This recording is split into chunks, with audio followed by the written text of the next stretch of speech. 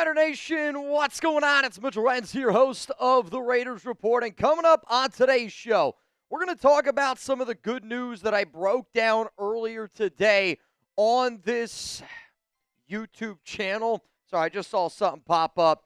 We've been laughing hysterically at the fact that the Giants ended up going with Matt Nagy as their offensive coordinator. The other thing, though, that we're going to talk about on today's program is we're going to look at some potential trade targets with Klint Kubiak. The other day on this show, I broke down some free agent targets that the new Raiders head coach could potentially be looking at just based on the fact that he's been with so many different teams, right? If you're the OC in Minnesota, if you're the OC in New Orleans, you're the OC in Seattle, you kind of build a lot of relationships with players and staff members, which is one of the big reasons why I do think, Kubiak's going to bring over a lot of people from Seattle. It's why he could potentially target some of these players in free agency. But also, what I wanted to be able to do today is look at who are some players that it makes some sense for their team to move on from. And I want to be very clear.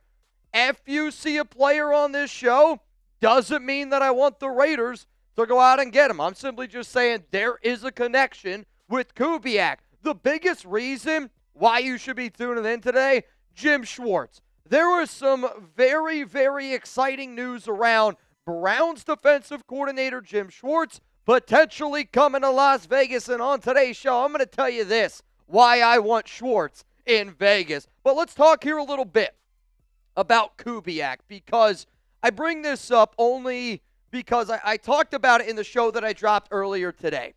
And then, we were talking about it on Sunday when we were live. Shout out to Chugs for being here in the building. But when the news ended up going down, Kubiak coming to the Raiders, I asked this question, Jeremy, and everyone was going like 5, 6 until the deal is done. We lived through the Cliff Kingsbury days.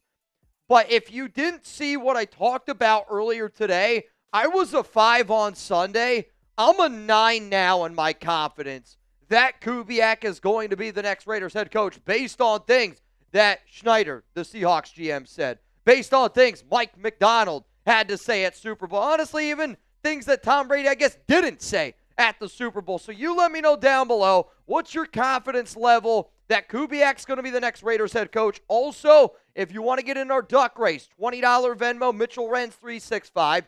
The other thing that I should mention is I got to get out of here today at 5:30 my time, 6:30 p.m. Eastern. So today, for those of you that do not know, is the first day Alex and I ever went on a date. So we're going to go to the same spot we went to back in February 3rd, 2018. So I gotta get out of here at a reasonable time. Hopefully.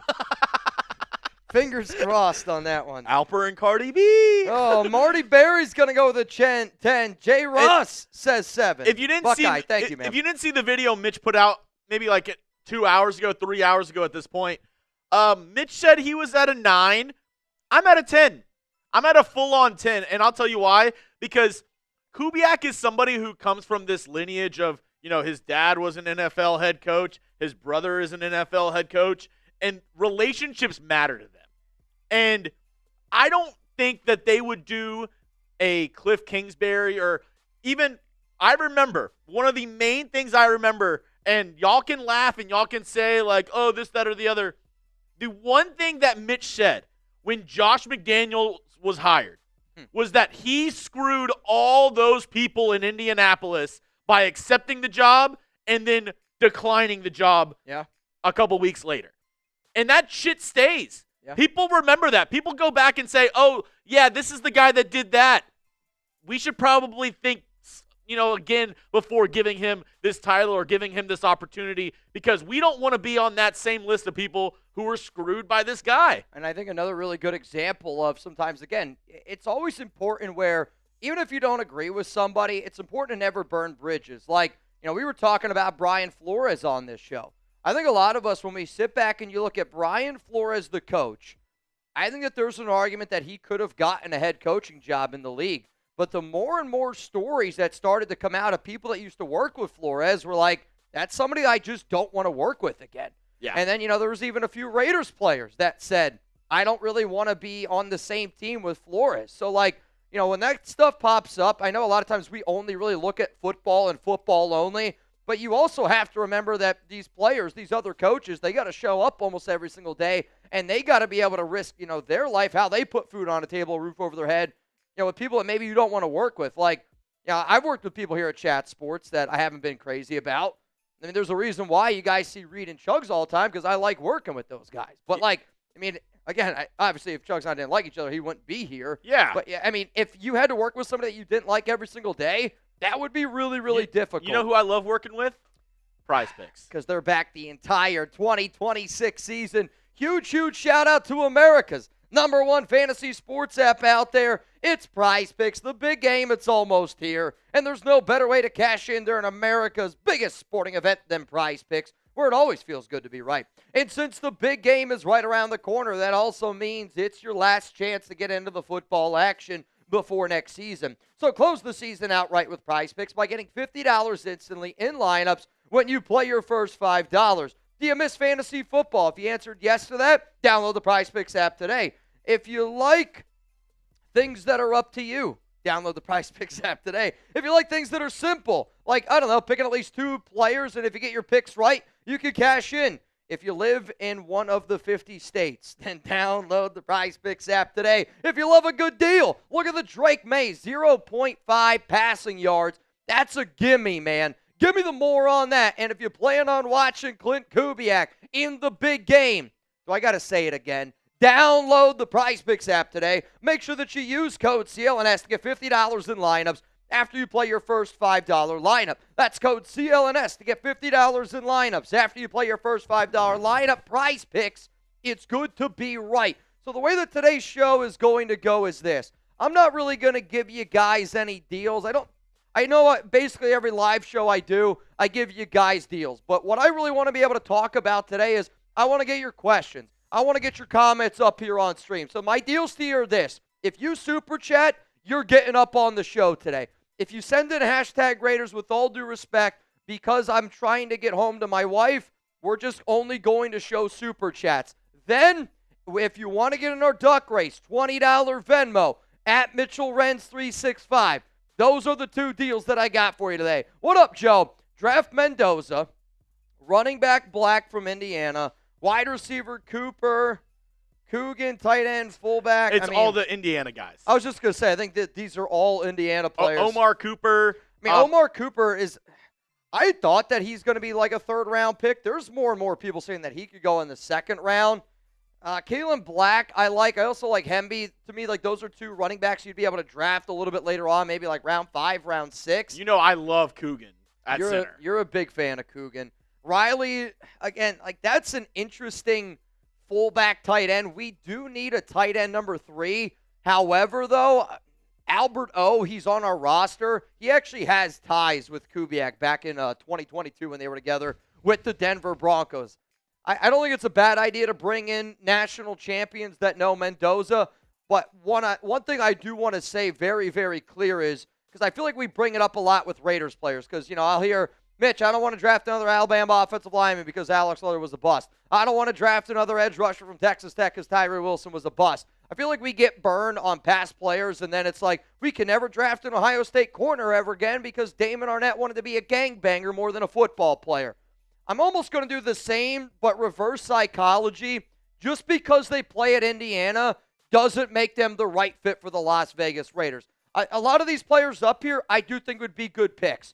But I don't want to overdraft an Indiana guy just because he has a Hoosier on his helmet. I think because Fernando Mendoza is who Fernando Mendoza is, he makes everybody else around him better. That's my opinion. What up, Britton Breast? Sorry, I just saw a video of John Gruden and Rich Gannon in San Francisco. Oh, boy. It's John Gruden. I love Gruden, and I hate how I always come off as not liking Gruden. He's unbelievably entertaining. He goes, "Look who I found on the streets of San Francisco." And he pulls in Richard Gannon. Dude, he's electric. Like, he should stay in television. What up? Just watch The Rush. Max loves Jim. Britton, I'll say this. You're going to, if anybody out there is a Jim Schwartz fan, I have a whole video today around why the Raiders would be smart to hire Jim Schwartz to be their DC. And I know Max. And I know Max is a fan of Schwartz. And it's literally one of the things on my show. So, like, again, A lot of times, like when breaking news happens, we build stuff on the fly. Today's show has been built for hours. So, Brent, and I want you to remember this. I want all y'all to remember this. And we're going to hit this here in just a little bit. Rolando, my boy Mitchell Renz, see you Friday. Let's effing go. If you don't know what the hell Rolando's talking about, and if you plan on showing up, type me down below because I already see we got 837 diehard Raider fans here in the building. I will warn you, you can't call to reserve your spot anymore. I talked to the owner yesterday, and he told me if you show up and you say that you're there to hang out with the Raiders Report gang, you're going to be able to get in. He's told me he's got an entire parking lot that he's willing to use that space, which I laughed because I was like, honestly, partying in a tailgate or like parking lot kind of reminds me J-Lot Oakland vibes. I don't know if anybody wants to bring a tent. If anybody's got some golf clubs, they got a golf simulator there. I heard longest drive. They might do some different fun little ideas, and they're going to give away some prizes. But this Friday, San Jose, California. I've never been to San Jose, California. Show up, show out. I've never been to California. You've never been to California? California love. Imagine if, like, so the earthquake, what? It was like a 4.3 magnitude earthquake on Monday. Yeah.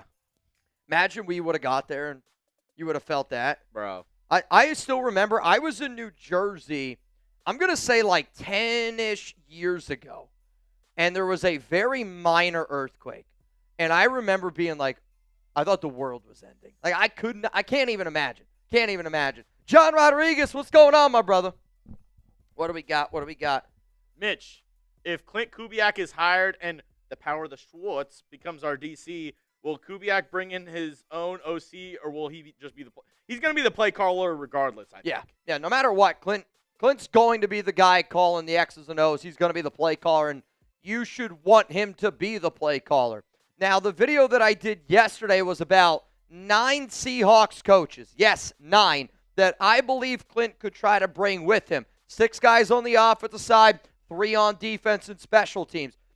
You know how I always say on this show, like, I want the best version of Fernando Mendoza. Mendoza said the reason why he chose Indiana was because Kurt Cignetti, he believed Indiana was going to be able to be the best version of Mendoza. You're hiring Klint Kubiak for a reason. You should want the best version of Klint. And if there's certain people that have followed Klint around, like Andrew Janocko, the quarterback coach, he's got no play calling experience. That's okay. If they wanted to name him as the offensive coordinator, I'm on board with that. Why? Because somebody like Andrew Janocko was with Kubiak when he was the OC in Minnesota, was with Kubiak when he was the OC in New Orleans, is with Kubiak now when he's the OC in Seattle. And the reason why the Raiders are hiring Kubiak is because he's the best version of himself right now. So if you want to bring in somebody like Andrew Janocko, you make him the OC. And again, it could be like an OC quarterback type of job, which is a great job, and you let Kubiak continue to cook and continue to work with the people that he's got. I mean, even another name, Justin Otten, the run game guy in Seattle. What up, Jansen? Shout out to you, my brother. Always appreciate everything you do for this show. Sorry, JPJ lovers. We better hand Linderbaum whatever he wants. I mean, 5 years, 108 mil, 65 guaranteed. We have an opportunity for a top 5 talent for 5 years. $21 million a year for a center. It's a lot of money for a center. I'll be curious to see what Baltimore offers or what the Giants offer him, because I actually don't think the Ravens would do this. The Ravens, the way that they kind of operate, are very confident in their ability to bring in new talent. I talked to our Ravens host here at Chat Sports, and I said, do you think that they would pay over 20 mil? He told me no. So, like, that I thought was interesting. But I do think that the New York Giants are going to be a team that's interested. What really comes down to this question for me is I think it's actually as simple as, what do the Raiders think of Charles Grant, Caleb Rogers, and DJ Glaze? Like, one of those 3 players has to be a starter. If your biggest concern is right tackle, well, then I actually think that you should probably spend that money on a Braden Smith, go get your right tackle spot solidified, then you put JPJ at center. But I've seen some videos from Sanjeet. You guys know I love Sanjeet. He's one of my guys. And he's not as crazy about the Raiders going out and getting Linderbaum. He wants them to go get Braden Smith a little bit more. I'm a Linderbaum guy. because he's a physical dude. And I think if you put him next to JPJ, it's a beautiful, beautiful decision for the Raiders to invest in that interior offensive line. But I don't really think that you should say, sorry, JPJ lovers. If anything, I think that this should say, hey, JPJ, do you want to make more money? Because if JPJ is the best version of himself at guard, and he's just as good at center, he gets paid way more at offensive guard than what he would at center. Obviously, I'm the host of our Texans show, and a big free agent this offseason for us is Ed Ingram at guard. Yep. And I would say Ed Ingram's not a top 10 guard in the NFL. Azul, there better not be. I would say he's a good guard, yeah, but he's not a great guard. Yep. And Spotrac says he'll probably get anywhere from 15 to 17 million. Yeah. So if that's a good guard, the best guards in the NFL are probably making upwards of 25 to 28 million dollars. So to me, you do typically get paid more as a guard. And if you're going to be a left guard, and the cool part about JPJ, he's played left guard, he's played right guard, but because there would be NFL teams that would look at him and go, wait a minute, this guy can be center, and he can play anywhere on that interior line, that means a lot of money. So I know what you're saying, sorry, JPJ lovers, in terms of playing the center position, but I would look at Jackson Powers-Johnson, and I would go, in all honesty, I think if you played guard next to Tyler Lindenbaum, that's the opportunity JPJ can make the absolute most money. Because those two together, look at the F out. This is a wild theory. The only thing that might F us all up is if the Chiefs fire Andy Reid this week, just saying. I'll say this. They would never fire Andy Reid. Correct. He would retire. That's the first step of it. The Chiefs, I actually think it would be very similar to the way Mike Tomlin and the Steelers happened. Yes. The Chiefs would still have his contract rights, and they would say, because here's the thing, if the Chiefs fired Andy Reid, there would be other teams that, I'll tell you right, there would be teams that would fire their head coach to try to hire Andy Reid. If the Chiefs fired Andy Reid right now, I would say the Raiders need to reconsider before they hire Kubiak, bringing in Dude, I can't do it. You could bring in Andy Reid? I hear you. Why for yes, in for no? Would you be willing to bring in Andy Reid over Klint Kubiak? It should be a yes. For me, it's a yes. I would still want to go with Klint. Would you bring in only Andy because Reid over I want young, innovative offensive mind? Dude, he's a top 5 coach all time. He's unbelievable. He's unbelievable. But I don't know if Andy Reid wants to be part of a rebuild. That's the bigger thing for me. Everybody's saying no because he's a Chief now. I'm like, Andy Reid has the resume. He's got all these things, but I don't want to fall into the trap again of Andy Reid is without a doubt one of the greatest coaches of all time. But I don't think just because he is one of the greatest coaches, that doesn't make it the perfect spot for him. I think it's going to take multiple years to get this team going in the right direction. I think half the league would reconsider their coaches/coaching hires if Andy Reid got fired.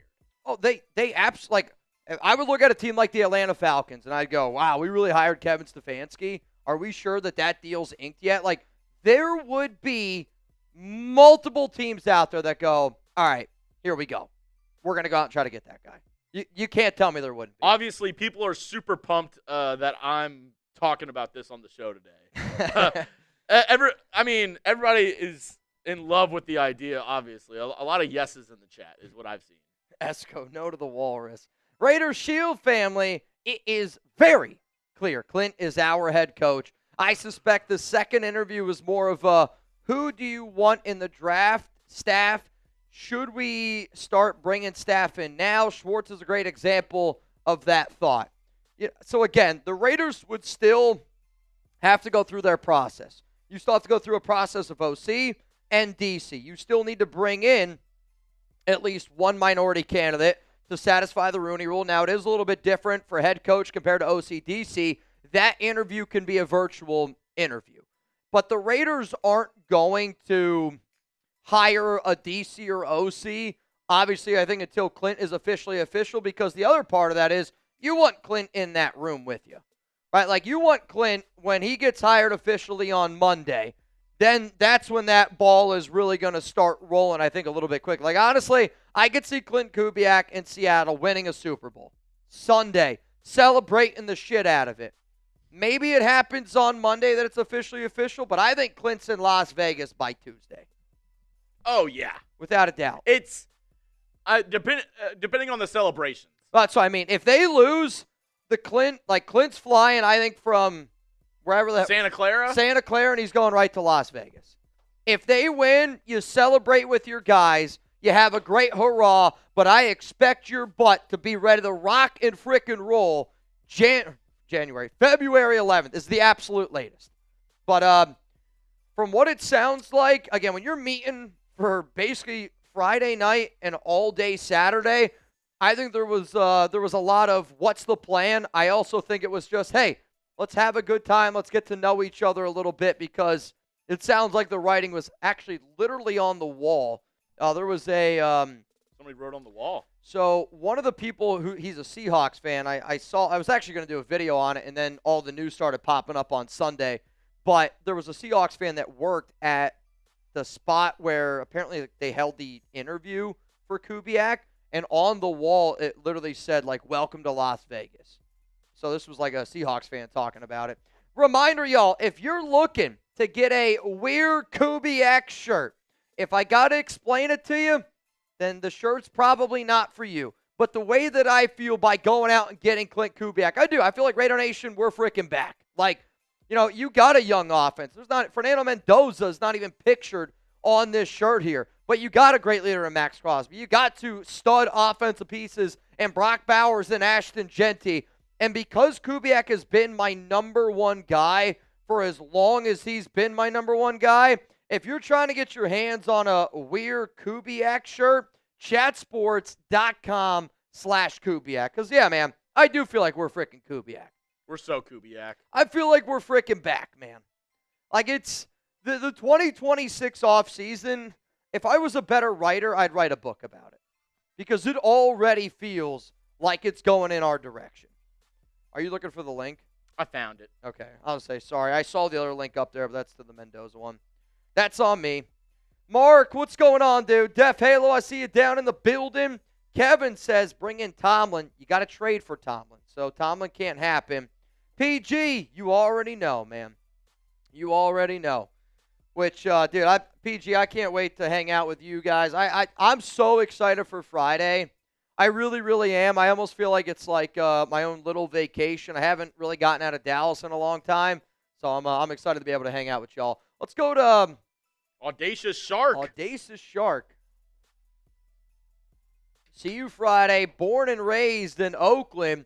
Raider fan living in San Jose. I already have my Mendoza jersey from the Raider image. Are they actually like allowing people to? I guess you can just customize. You can custom, which I think it's only they can't they're not allowed to not allow a jersey. Yeah, they can not allow. Like if it says something bad. Yeah, I'm we saying we came into that problem. Yes, I'm saying it like you can't do a custom jersey that's like, I don't know. You couldn't do Smith number 7. Yeah. Because that's already technically I couldn't a jersey. do like I couldn't make a jersey and say like F Angelo Laker on there. Correct. No, maybe. Maybe. We might be able to find one. No, but if you go custom jersey Mendoza put 15, I think like on Fanatics, if you go to chatsports.com/Raiders jerseys, you could get a Mendoza 15. I think they're like $170. So I don't ever actually order the jerseys when we give them away. A lot of people are hoping he stays with 15. Yeah. But, I mean, why would he not? Yeah. Like, why would he change? Like, why would he change? There's nobody 15 on the roster right now. There is. Who is it? Kenny Pickett. He's a free agent. Yeah, that's what I'm saying. Like, going next year. Yeah. Could you imagine? They're like, sorry, Mendoza. Kenny Pickett's Kenny 15. Pickett. So. What up, PG? Happy anniversary of the first date, dude. Thank you again. We're gonna go to a small. It's a small little hole in the wall place. I remember when we first went there. I literally thought that I was gonna be able to get my dry cleaning done. So the spot, it's a Thai restaurant. I won't tell you the exact name, but it's owned and operated by a small family. They're always there. They do no reservations. It's first come, first serve. It's BYOB.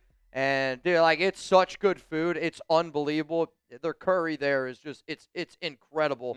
But no, it's Alex and I. We've been talking about it all day today, all week. So she's super excited. I know you guys always got my back. I think you guys know I'm always going to do my best to make content for y'all.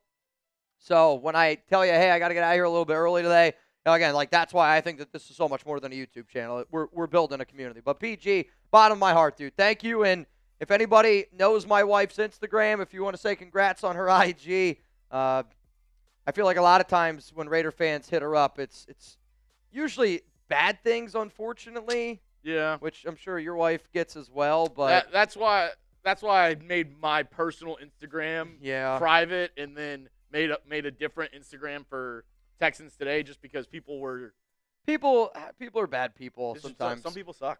What up, Def Halo? I want Seattle. That Tom Segura skit. Some people suck. Some people suck. I want Seattle to win a Super Bowl so Kubiak doesn't feel like he's got unfinished business and backs out. He's not backing out. Yeah, he's not backing out. But I agree with you on this part of I hate the narrative of, all week long people are going to, like, if the first quarter, if the Seahawks struggle on offense, they're going to be like, Kubiak wasn't prepared. He wasn't looking at the Super Bowl. He wasn't prepared. He's too busy worrying about Las Vegas.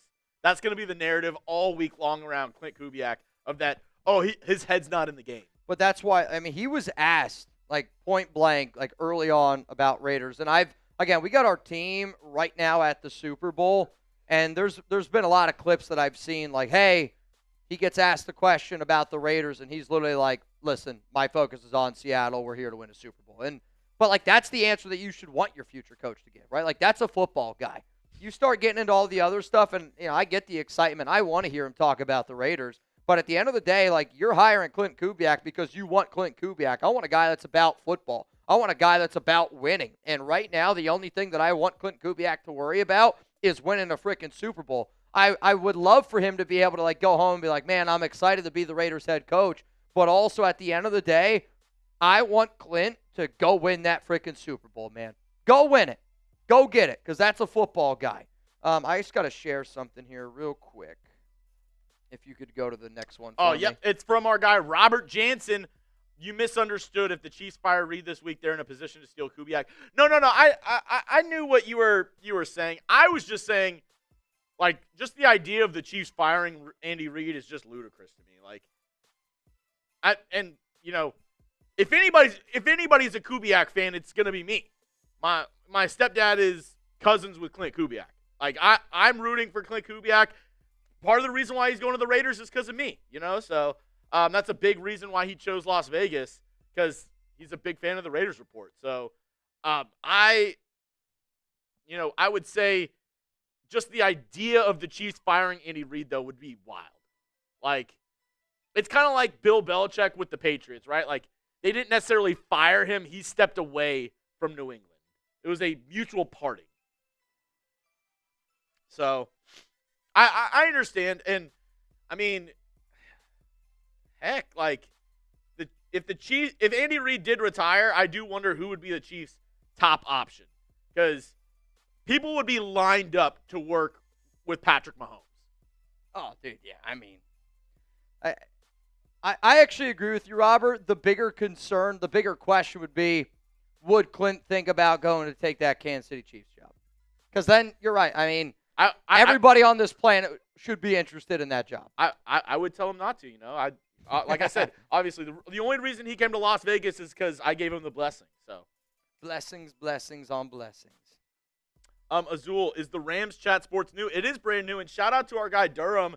A lot of the shorts that you see Mitch post on Instagram and stuff, our guy Durham, who runs our Rams channel, he helps edit and do a lot of that stuff. And, we always say at Chat Sports, if you grind, if you work hard, like, you'll get opportunities. Yep. He's been grinding, so we gave him the opportunity to start a Rams channel, and it's been I'm surprised, just because I'm one of the people that believe Rams fans don't exist, but sure, he's proving me wrong. That the channel is getting pretty big. Well, I think for him, he's from St. Louis, so I think, like, he's got that root connection that I think a lot of us just kind of understand, where At first when I started doing this, you don't understand like the people that are like, oh, if you're not a born a Raiders fan, I get it now a little bit more.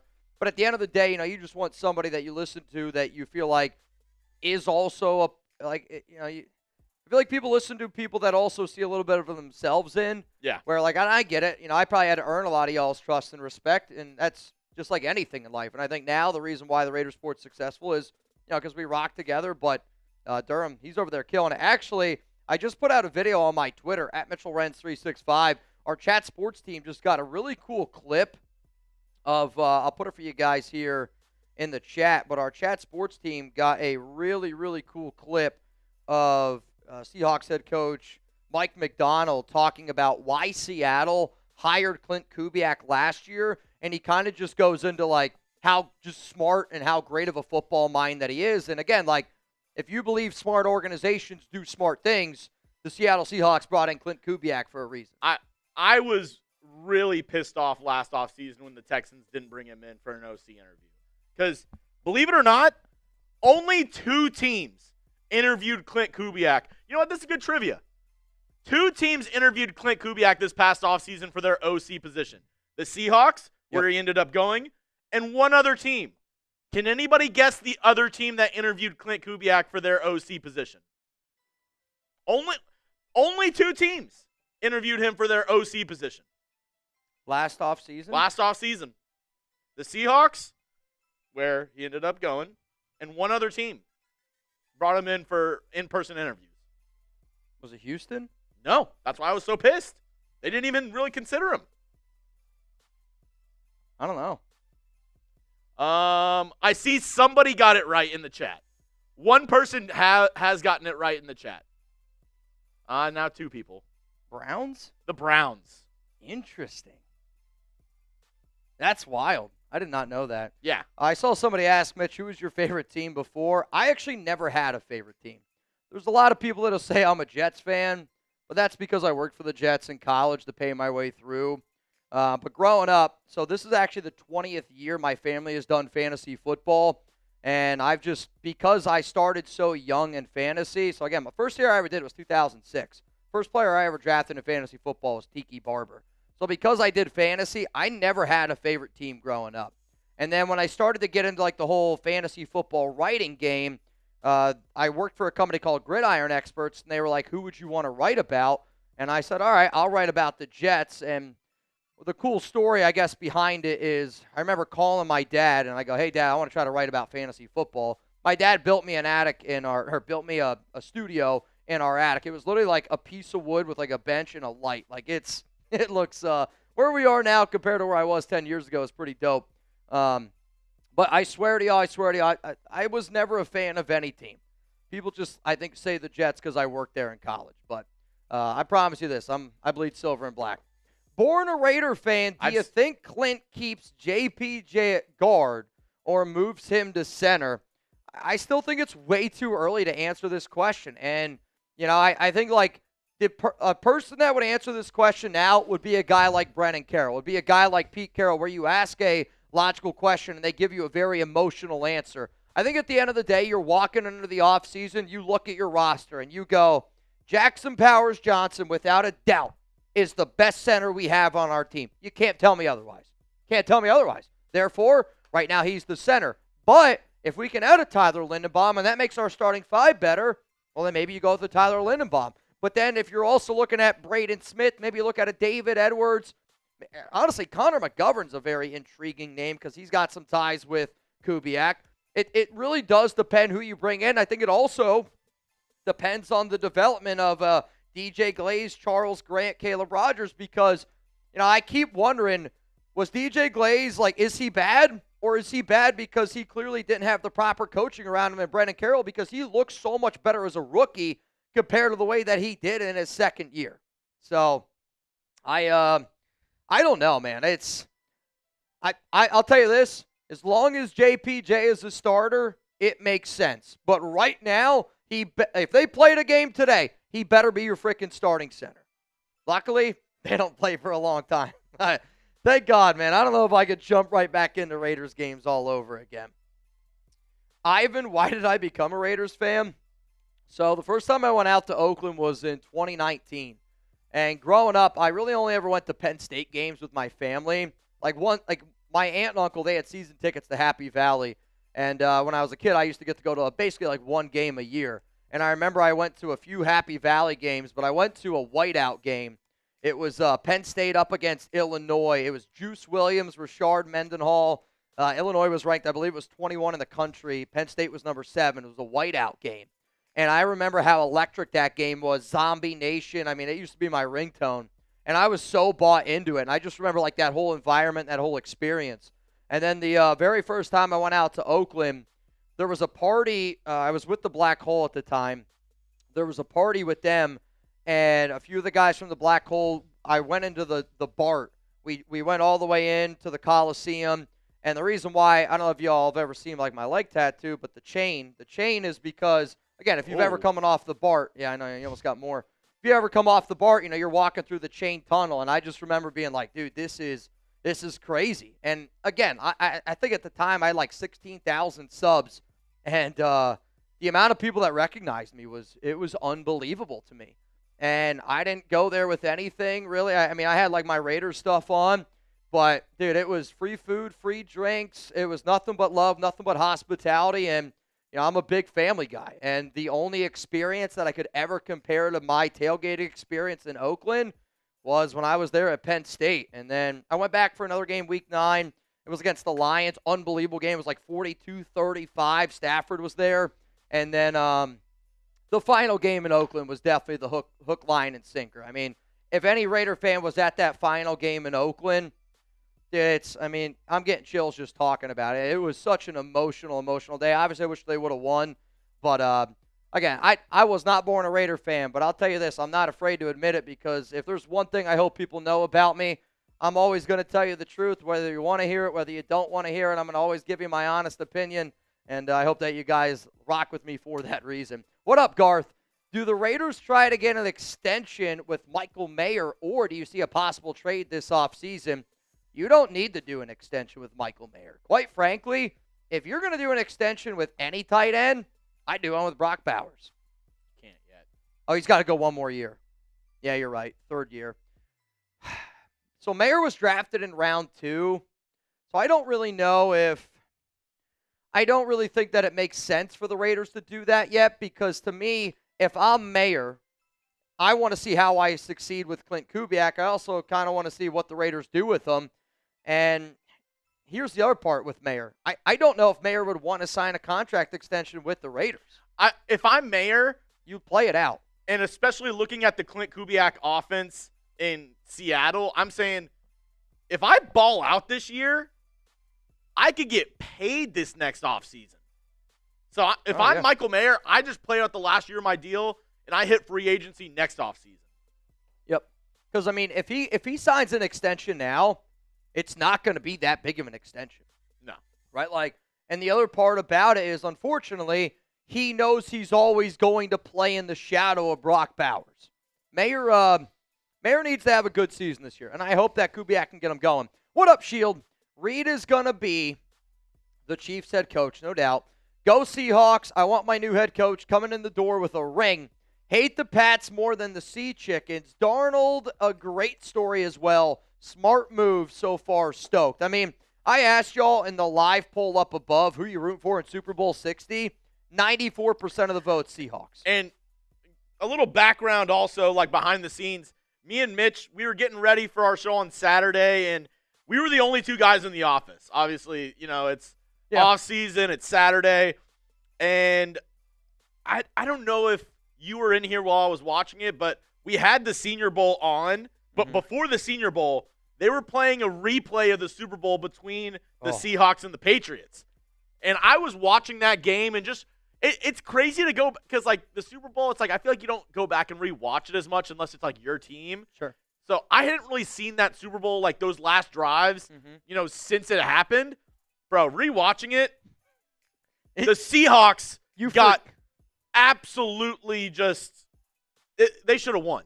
You forget how heartbreaking of a loss it is. And, again, what's crazy is it's 1st down and goal at the 5, which I forgot about this. We were talking. We forgot it. Like, I forgot. The Kurtz catch. Like, that, if they score there, that becomes one of the best Super Bowl catches of all time. So then it's it's handoff to Marshawn. Marshawn gets 4. So now it's 2nd and goal at the 1 after Marshawn just literally okay, he's full beast mode at this point of his career. He's carrying dudes to the 1 yard line. In my mind, and how much time was left? There was less than 2 minutes. And they had a timeout. So you're sitting there going, 3 straight runs here with Marshawn Lynch. Guaranteed they're getting in. Me and Mitch were even saying, if you're the head coach in that instance, you're also probably thinking, are we leaving too much time for Tom Brady? Because I forget how many timeouts they had. The Patriots had 1 timeout. The Seahawks had 1. I think they had 1 timeout as well. But there was like a minute 50. Like a minute 50, 1 timeout for Tom Brady in the Super Bowl. Dude, that's an entire quarter. And just to think, the Raiders hired Pete Carroll after that. I mean, I think when you look at the 2025 season and you tell me what's the biggest change that the Raiders and Seahawks made, the Seahawks moved on from Geno Smith and Pete Carroll. The Raiders brought in Pete Carroll and Geno Smith. The Raiders picked number 1 overall. The Seahawks are about to win the Super Bowl. Like, people a lot of times can say what they want about, we do have a lot of needs. But I have always been a big believer.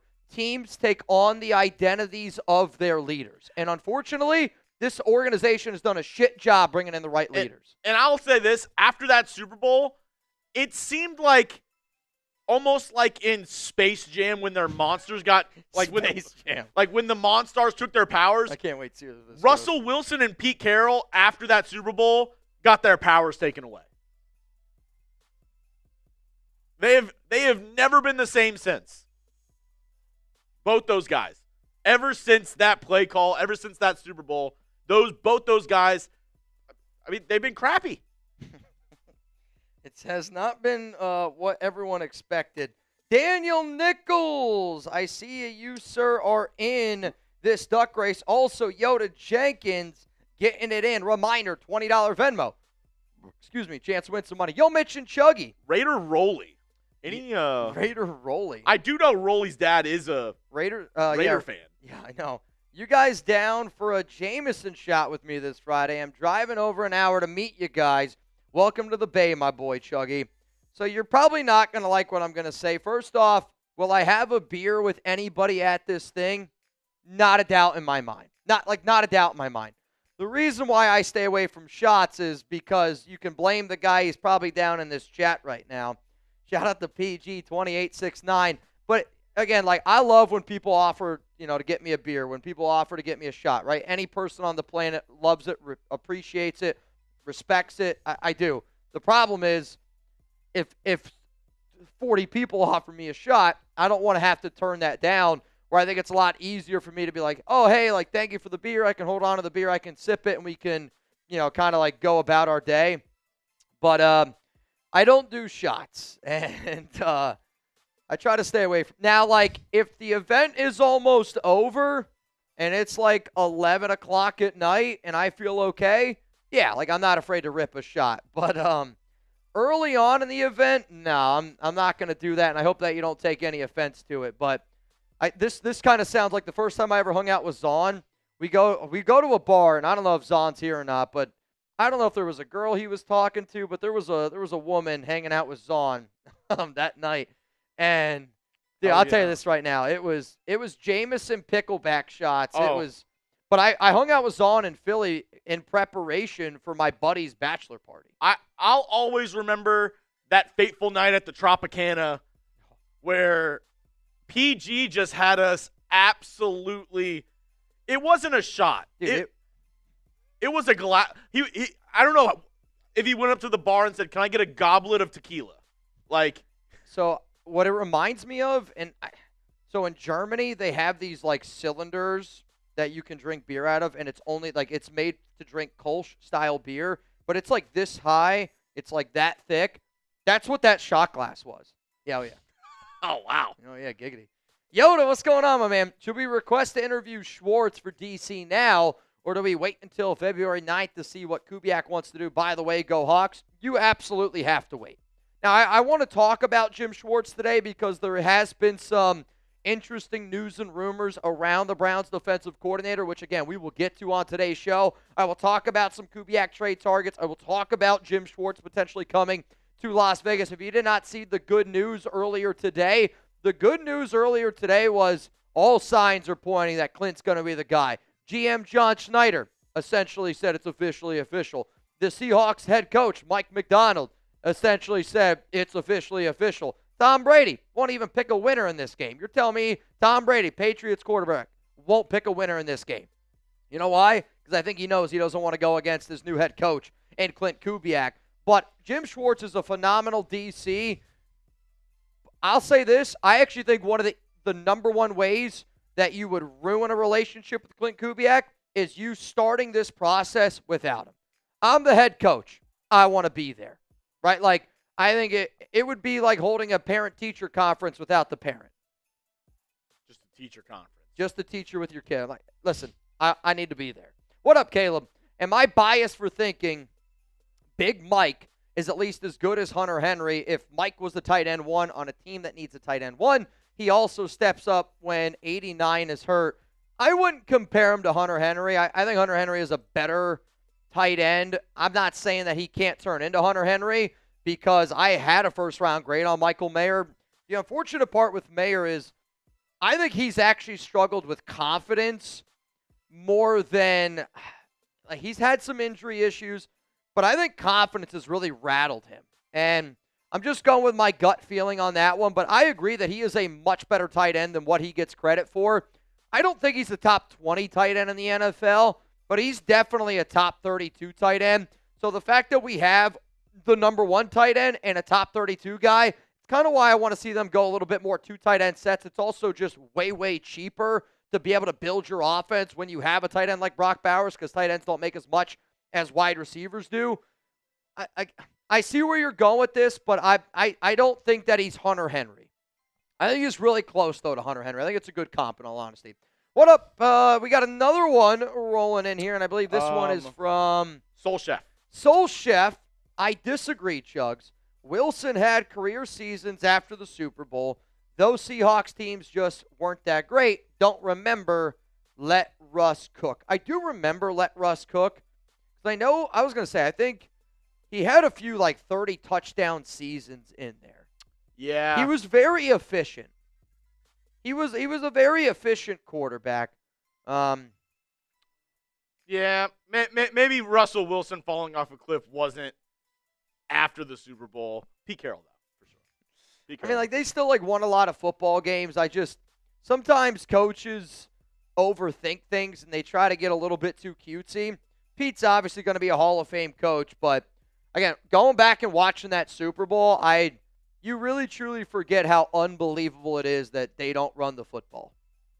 2nd and goal at the 1-yard line after Lynch just picked up 4 to get him there. And again, Brady's got 150 with a timeout. Run the clock.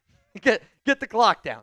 I would almost want to argue that taking a knee would have been better than throwing the ball there. Would have loved my narrative to be true there.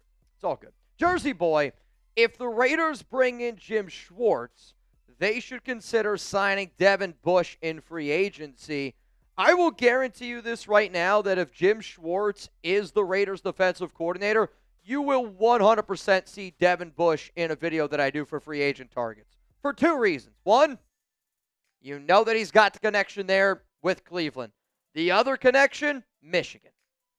Anybody that comes from Michigan, I'm just telling you, anybody that comes from Michigan, you can tie it in. You can tie it in with John Spytek. You can tie it in with Tom Brady. They care about Michigan, guys. Without a doubt, they care about Michigan, guys. What up, Nav? See you at the Combine. Not sure what days yet. I believe I will be there, I want to say February 22nd. Whatever that Sunday is, because my dad, he's actually flying in for my birthday. My birthday is February 20th. And it's funny. Him and I are actually like going to the airport at the same time. We're going to go to 2 totally different directions. But I'm going to be in Indy, and I believe I'm in Indy from the 22nd to the 28th. Yeah. Man, I don't think I'll be going to the Combine. We haven't fully put out, who's going and who's not. But it'll probably be Mitch, guessing probably Chase, Probably Sam. maybe Marsh. So again, it's going to be a little bit different this year, and I don't know. We had an issue last year. It's probably the only way I can say it. I don't know if we had an issue last year, so we're not sending out as many people. Yeah. It was nothing we did. I want to be clear on that. It's probably just nothing we did. It's probably just going to be the OGs plus the Cincy crew guys because they're probably just going to drive down. Yeah. Garth, what's up, Garth? Thoughts on Miller and Crosby restructuring contracts to get salary cap money? I'd have to look at it. See, the only thing with Colton Miller is he just had a contract. What? That thing I put in content, it shows you how much you can save with restructuring contracts. Hold on a second. Let me look. I can tell you right now how much you can save by restructuring those contracts. Because right now, Colton Miller, his salary cap, I mean, that's the thing. Like, his cap hit this year is $22.5 million. I don't think that that's a lot of money. I also don't think that the Raiders, one of the things that the Raiders are also trying to get out of their way of is backloading deals, like super, super far, where, Miller, his final year is 2028, and he's got zero guaranteed in 2027 and 2028. So Max Crosby, you can restructure his contract, save $21.5 million. Colton Miller, a restructure to his contract, saves $12.4 million. You'll get $8 million by cutting Geno Smith. There will be dead money attached to that, though, so that obviously mixes it around.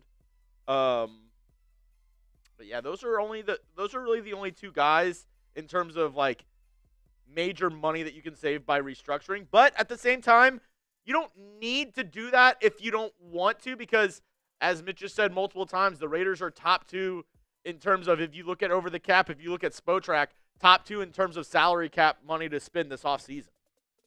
Yeah, and because the video that I did this morning, we're going to get more money. And I know that every single team is going to get more money, but not every team is in the same exact situation as we are this offseason.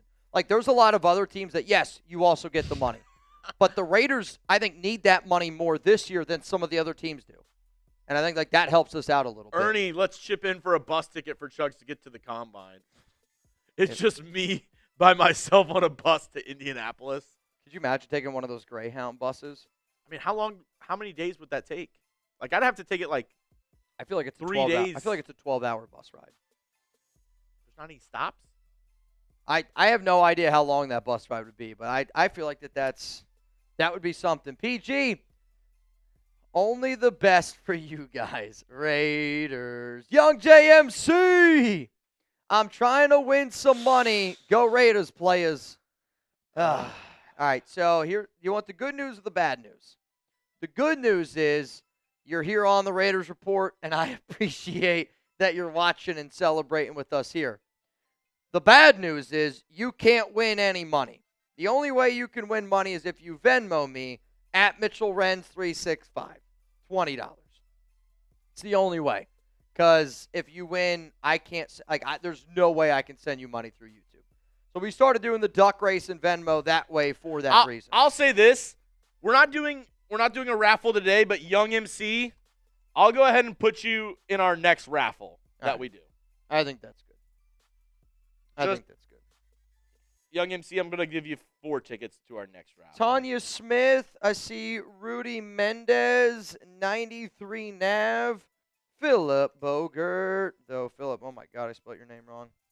Philip Bogert in. I see David Ward, and I got the Night Devil. But I think this is a great time to tell y'all, if you do want to get in the duck race and win some money, it's got to be on Venmo. So $20 Venmo at MitchellRens365. Right now you have a chance to win $110. That's the only way we'll be able to send you the money back. So young JMC, I put you in the raffle for the next raffle that we do, whether that's a shirt or jersey.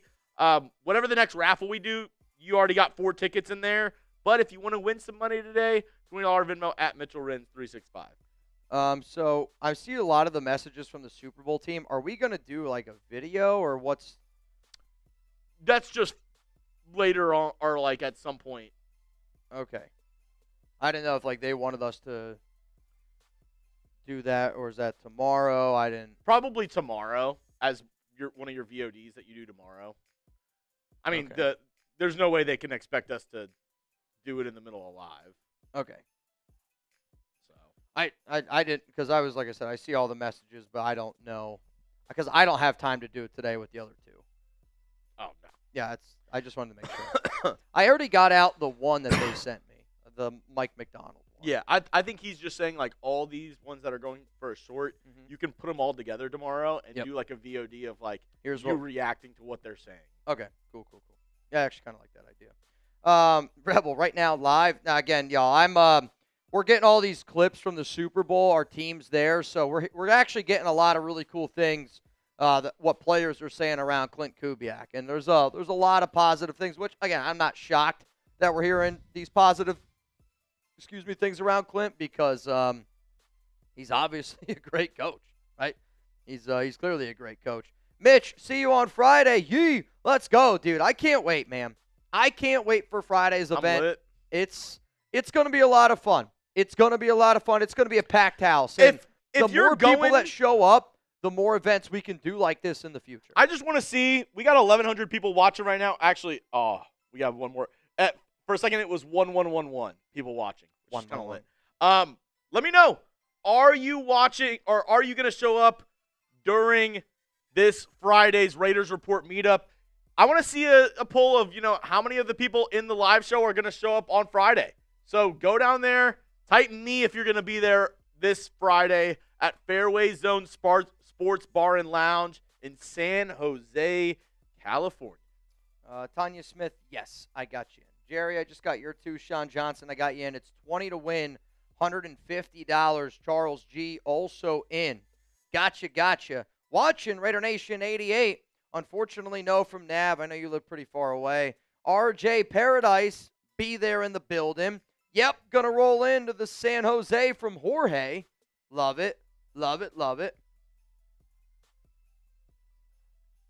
And if you're in the San Jose or San Francisco area, hit me up on, DM me on Twitter, because I want to know a good food spot that me and Mitch can go to during the day on Friday. Yeah, because I'm still trying to figure out Mount Raider more. I know I've sent a few times in the group chat, which I know you guys are always kind of doing your own thing. But I want to meet up at 4 o'clock, maybe 3 o'clock, somewhere in there, and just go grab a quick little bite to eat, go grab a few drinks before the event. I'll give you guys a spot. I know I've asked a few times, but I know that not everybody can make it. So I'm just trying to figure that one out. PG going to be there. Slurricane in the building. Jack, it's all good, man. I'll be there. Lord Cameron Abbott, let's freaking go. Soul Chef says I'd get there by the 3rd round of the draft. How far away is that? I mean, where are you taking a boat?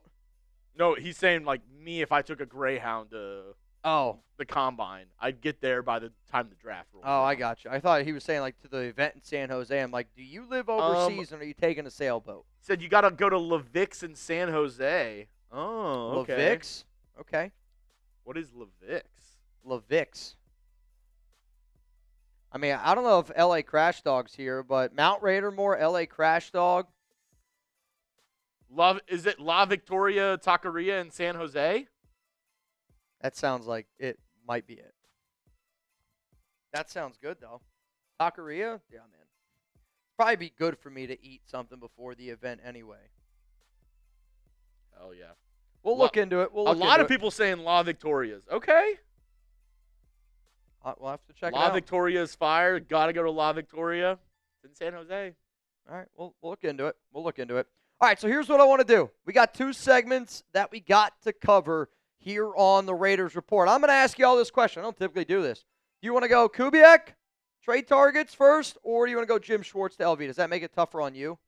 No. Kubiak, type 1. Schwartz, type 2. We got to do a power of the Schwartz if he signs with the Raiders. Power of the Schwartz. Dude, I mean, he is a really good defensive coordinator, no doubt about it. Real cowboy. Kubiak trade targets. Or do you want me to talk about why I think Jim Schwartz would be a great defensive coordinator? Mitch, come to New York, and I'll be there. I've been to New York a few times. It looks like a lot of ones. I'm seeing a lot of ones. So let's do the Kubiak trade targets, and then we will get into why I think it makes a lot of sense for the Raiders to go get Jim Schwartz. Sound good? Hope the answer is yes. Shout out to Joker Hernandez, Real Cowboy, Dreadhead, Darth, Lauren. Appreciate each and every one of y'all for always pulling up here. The only good because the orange sauce. Sounds like we got to get the orange sauce. Dude, tacos, I'm in. I like orange sauce. Tacos, I'm freaking in.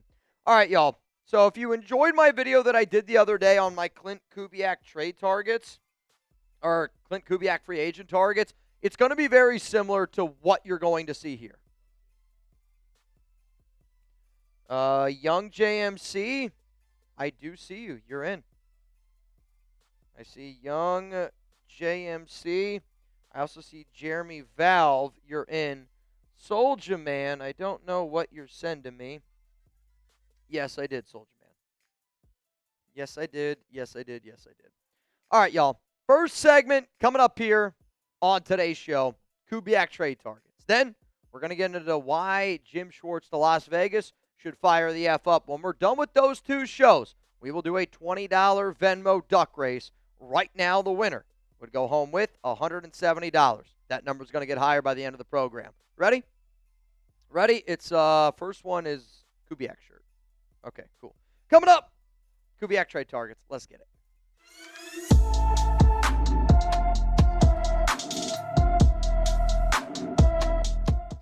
Raider Nation, what's going on? It's Mitchell Renz here, host of the Raiders Report. And coming up on today's show, we're going to look at some players that I believe Klint Kubiak could potentially pursue this offseason via a trade. If you enjoyed the video that I put out a few days ago about Kubiak free agent targets, it's kind of the exact same thing. I want to be very clear. Just because you're going to see a player on this show does not mean that I want the Raiders to go out and target them. But because I have covered this team, and we've had Pete Carroll, Antonio Pierce, Josh McDaniels, and all these different regimes, I know when you bring in a new regime, sometimes that coach likes to bring in people that he has worked with in the past. And because Kubiak has worked with so many different players, so many different organizations, what I'm really trying to focus on today is players on the offensive side of the football that could actually be traded this offseason that maybe the Raiders have some interest in. If you find yourself looking for more Raiders videos, more Raiders trade videos, buckle up, Buttercup. Strap it on. Giggity. It's going to be the craziest offseason of all time. And I'm telling you this right now, if the Raiders make a trade, you already know I'm going to be live. Let's talk about Kubiak's coaching past, because I do think that that's important when you look at the way that I'm doing this show and when you look at who he could potentially trade for. And the way that I'm going to run through today's program is I'm going to start at quarterback. I'm going to go running back, wide receiver, tight end, and offensive line. And I'm only going to talk about the players on the offensive side of the football because until we know who our defensive coordinator is, I don't want to talk about trade targets for Kubiak. So let's start here at the quarterback position. And yes, I do think that there is a chance that the Raiders potentially trade for a quarterback. If I was on this team, I would say you're just better off signing another backup to have with Aiden O'Connell and Fernando Mendoza. I don't really think it's smart to go out and trade for a QB, but if it's at the right price tag, who knows? Anything's possible. Geno Smith will be gone. Kenny Pickett's going to be a free agent, so you only have Aiden O'Connell. The first name I'm going to bring up is somebody that I would love for the Raiders to trade for. The problem is I don't think Jalen Milroe comes to Las Vegas because the only reason why Milroe, in my mind, would want to get out of Seattle is because he knows that Sam Darnold's probably going to get a big old fat contract extension this offseason. But Milroe has worked with Kubiak for the past year, but then that puts Milroe kind of in the exact same damn spot that he's in. The only way that I think something like this ends up happening is if Jalen Milroe looks at Klint Kubiak and goes, hey, can I sit back and learn from you for multiple years? And then if it doesn't work well with Mendoza, maybe you decide to go with me. But very, very interesting, Jalen Milroe. Let's go to another name here, Spencer Rattler. Rattler obviously was with Kubiak in 2024. They went with a few different quarterbacks. We know Derek Carr was there. They went with Rattler. It looks like it's the Tyler Shuck show. So if you were the silver and black and you wanted to go, okay, we got Mendoza at number 1. Then you got Aiden O'Connell at number 2. If you wanted to have Aiden O'Connell and Spencer Rattler kind of battle it out for that QB2 spot, I don't think that's the worst thing to do ever. Like, I actually really don't. I had the opportunity to talk to Rattler a few years ago at the Super Bowl. He was a very nice kid. Some people have said that they don't love his leadership abilities, but if I'm talking about a QB2 battle, who knows? Spencer Rattler is somebody to keep in mind. This is probably the big name here, and it's Kirk Cousins. But you're probably sitting here going, well, wait a minute, Mitch. You featured Cousins in your free agent video. I did, because I don't think anybody's going to trade for Kirk Cousins, and I think Atlanta's going to end up cutting him. But the connection is there because he worked with Kubiak from 2019 to 2021. 3 straight seasons with a passer rating of above 100. What's interesting is the money. So if you're the Raiders and you go out and you trade for Kirk Cousins, Atlanta eats a crap ton of money. Now, I talked to our Falcons guy. He told me you'd probably be able to get this deal done for like a 6th or a 7th round pick. But the cap hit for the Raiders in 2026, $2.1 million. The cap hit for Kirk Cousins in 2027 is like $90 million. But he's got $0 of that million guaranteed. So you could, in theory, trade for Kirk Cousins, get him for $2.1 million this season, and then you could cut him, $0 guaranteed, in 2027. With you knowing that information, would you do it? This is going to be the pinned comment here on today's program. Type T for trade. Type P for pass. Should the Las Vegas Raiders trade for Kirk Cousins? And I want to be clear. If you trade for Cousins, you are making him the backup to Fernando Mendoza, because you don't draft a quarterback at number 1 overall to have him sit on the bench for a year. My answer coming up right after this YouTube ad break.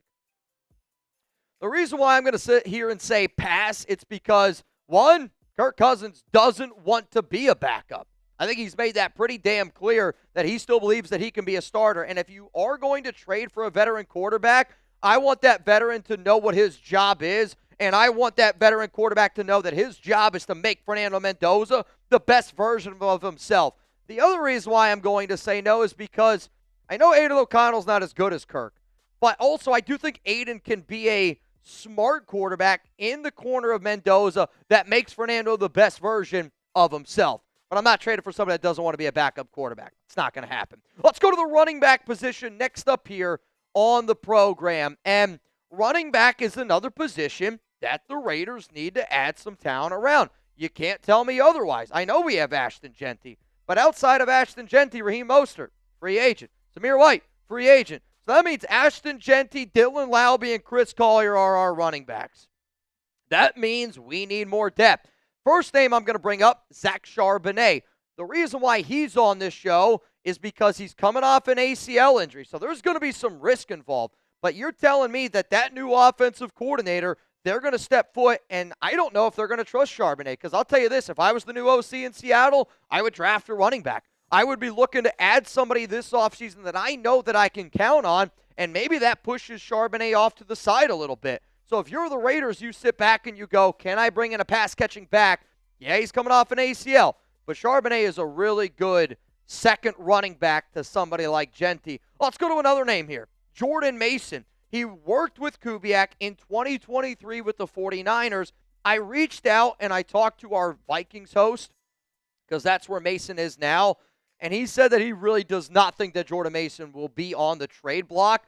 And he's going to be a good player, I think, for the Vikings. Also, it sounds like Aaron Jones is going to get moved on from. But the bigger reason why I wanted to bring up Mason is because this is the type of running back that you should be aiming to add in free agency. A really good RB2 that you know is not going to put the ball on the ground. And when you ask him to get 3, 4, 5 yards, they get north and south, which is what Jordan Mason does. Let's go to the wide receiver position. Next up here are my Kubiak trade targets. And this is when it gets juicy. I'm not going to lie to you. Like, the names here around wide receivers should give you a little bit more excitement. And, you know, Kubiak's got a lot more experience working with wide receivers throughout his entire career. Trey Tucker, Jack Besh, those are your top 2 guys. I actually do think that a very underrated wide receiver, and I'll say it right now, I think Shedrick Jackson has a bigger year with Klint Kubiak than Dante Thornton Jr. And I only say that because Thornton's very, very far away from being ready to rock and roll. So let's first talk about a big name here, a guy like Chris Olave. Final year of his contract with the Saints. If you trade for him, you're taking on $15.5 million for 2026. But I want to be very clear. If you trade for Olave, you're trading for him, and you are instantly extending him. Plus, our Saints guy Trace told me that he thinks it would be a first, maybe a second-round pick. I want to be clear. I have no interest in Chris Olave for a first-round pick. I think he's an extremely talented player, though he did have his worst year of his entire career, mainly due to a lot of concussions and injuries with Kubiak in those 8 games played. He's coming off a stellar year, though. 100 catches, almost 1,200 yards, 9 touchdowns. If you're New Orleans and you give up on Olave after the year that he just had with Tyler Shuck, and Shuck's clear go-to guy, I think that would be a bad move for that organization. So if you're the Raiders, you're like, all right, well, I need a number 1 wide receiver. Is there a way where I might be able to find somebody who's good and a little bit cheaper? There's some risk involved with this next name, but I wouldn't trade for Chris Olave, and I would actually much rather look at a guy like Jerry Jeudy. I know, former Bronco, but we're talking price tag here. The Browns, they traded for Jerry Jeudy, and they got him for like a 5th or a 6th-round pick, I believe. I talked to our Browns host. He told me that's probably what it would cost. So if you're telling me I can bring in a 26-year-old Jerry Jeudy who's got 2 years left on his deal, and when he was with Kubiak, he had a career-high 6 touchdowns, 67 grabs, 972 yards. The career high was the 6 touchdowns. But the cap hit, $1.5 million in 2026, $13.4 million in 2027. And if it's only going to cost you a 3rd, 4th, maybe a 5th-round pick, like, I'll tell you this, I think it's probably closer to a 4th. 4th-round pick for Jerry Jeudy. You got 3 4th-round picks on this roster. If you're the Raiders and you don't know if you can find a player as good as Jeudy, he's got drop issues, he's got some other things. But I don't think that that's the worst idea out there. One name that I continuously get asked about, Brandon Ayuk. I don't know if Brandon Ayuk's ever going to play football ever again. And the way that I'll say this one is simple. I have no interest in George Pickens because it's a lot of money for a guy who's clearly a diva and cares about himself. Same exact thing for Brandon Ayuk. If you talk to any 49ers fan, I mean, Chugs just said it's like Antonio Brown all over again. It is. I mean, they don't know if he's ever going to play again. He didn't even contact the team. Yes, I know that Ayuk in 2023 was an absolute monster. I'm not trading for Brandon Ayuk. I don't care what it is. I'm not interested in him. I don't think he's ever going to play football again. I don't know if he wants to play football ever again. Let's go to the biggest name out of them all. You ready? Justin Jefferson. It's clear that JJ is not good with JJ McCarthy. And I do think that Jefferson wants to go down in the history books as being one of the greatest receivers of all time. And I do know that there's a lot of turnover going on right now in Minnesota, right? They just fired their GM.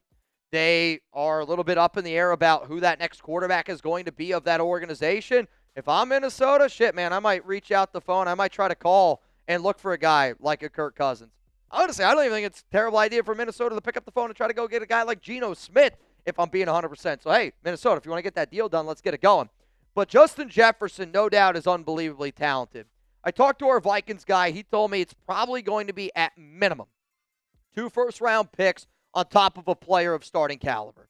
I don't think that the Raiders are going to want to move on from that many first-rounders potentially. So I'll say it like this. If you want Justin Jefferson, I think at the minimum you got Max Crosby, and we have to probably add some other stuff on top of that.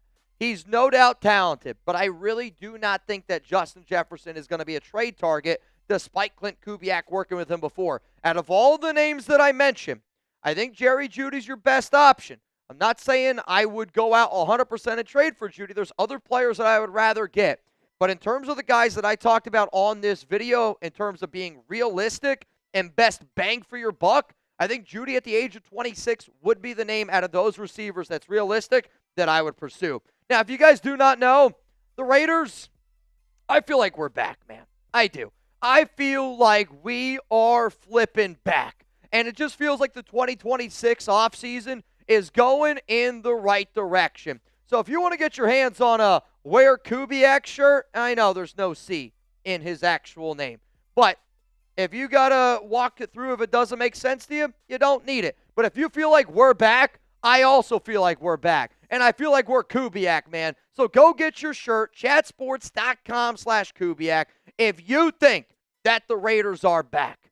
Because I do. I think that the Raiders are back. You can get it in a hoodie. You can get it in a T-shirt. Comes in all different shapes and sizes. That link is going to be available all down in the comments, down in the description of today's show, to the already over 100 people that have gotten their hands on one of these bad boys. I see you. Salute to you. Thank you so much for supporting the Raiders Report. Let's go to the tight end position next up here on the show. And for the Raiders, you got to be looking at tight end 3. We got Brock. We got Michael.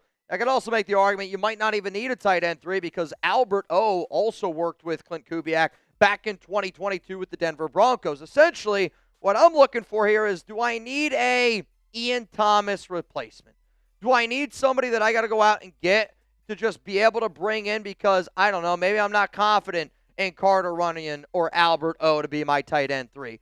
So the next names that you're going to see is going to be simply around Ian Thomas, finding a replacement for him. The first name I'm going to bring up here is A.J. Barner, who had himself, I think, a career year in Seattle. 6'6", 250 pounds, 52 grabs, 519 yards, 6 touchdowns. If I'm Barner, I choose not to come to the Raiders because Michael Mayer, Brock Bowers. In all honesty, I think if they traded for Barner, that would be bad news for Michael Mayer. Another name that I'll bring up here that I do think is probably more on the likely side if they were to trade for a guy, Eric Saubert. What would it take? 7th round pick in the 2027 NFL draft. But Saubert has been with Kubiak for 2 seasons, 2022 and in 2025. This would be the type of player that you bring in to let Albert O, let Carter Runyon, let Saubert all battle it out for that tight end 3 position. Coming up next here, though, let's talk about the offensive line. And I do think that there is one player in particular that has clear Kubiak connections, but he also has Michigan ties. And when I talked to one of our teams here at Chat Sports, they said absolutely they could see him on the trade block. The reason why I think a lot of people are going to watch this show is for this next player that I'm going to talk about here on today's program. But before I get into that, I'm going to keep saying it because I can't even believe it, man. The week is here. This Friday, hang out with me and Jeremy Chuggs, Fairway Zone, Sports Bar and Lounge in San Jose, California. Don't call to reserve your spot. There's no more spots to be reserved. If you want to show up, you got to show up. It's the only way you're getting in. It's going to be a packed house. It's going to be me and Chuggs, Sam and Chase, our Seahawks and our Patriots hosts. I promise you this. So if you show up, they have a giant parking lot. I was told that we could literally even party into the parking lot. So beautiful indoor-outdoor area. I think I saw the weather's supposed to be also really good, like low 70s, mid 60s. It's going to get a little bit chillier as the night comes in. But with what we've been dealing with here in Dallas, 50s, 60s, man, shit, I might wear some shorts. If you want to hang out with us, though, please make sure you pull up. I can't wait for the event. Let's go to the offensive line now. And again, the idea of this show was I didn't want to just throw a bunch of players up on the on screen and say, this guy could be traded, this guy could be traded, if there wasn't actually a possibility. I do think when you look at a lot of those names that I've already showed, most of them are going to be traded. Probably the number one that won't is Jordan Mason, and I think JJ could get traded. I just don't think it ends up coming to the Raiders personally. But from an offensive line standpoint, you got to figure out what you got, and you got to figure out what you don't got. Dylan Parham's going to hit the open market. Where I'm looking right now is right guard. I don't have the highest confidence in a guy like Caleb Rogers.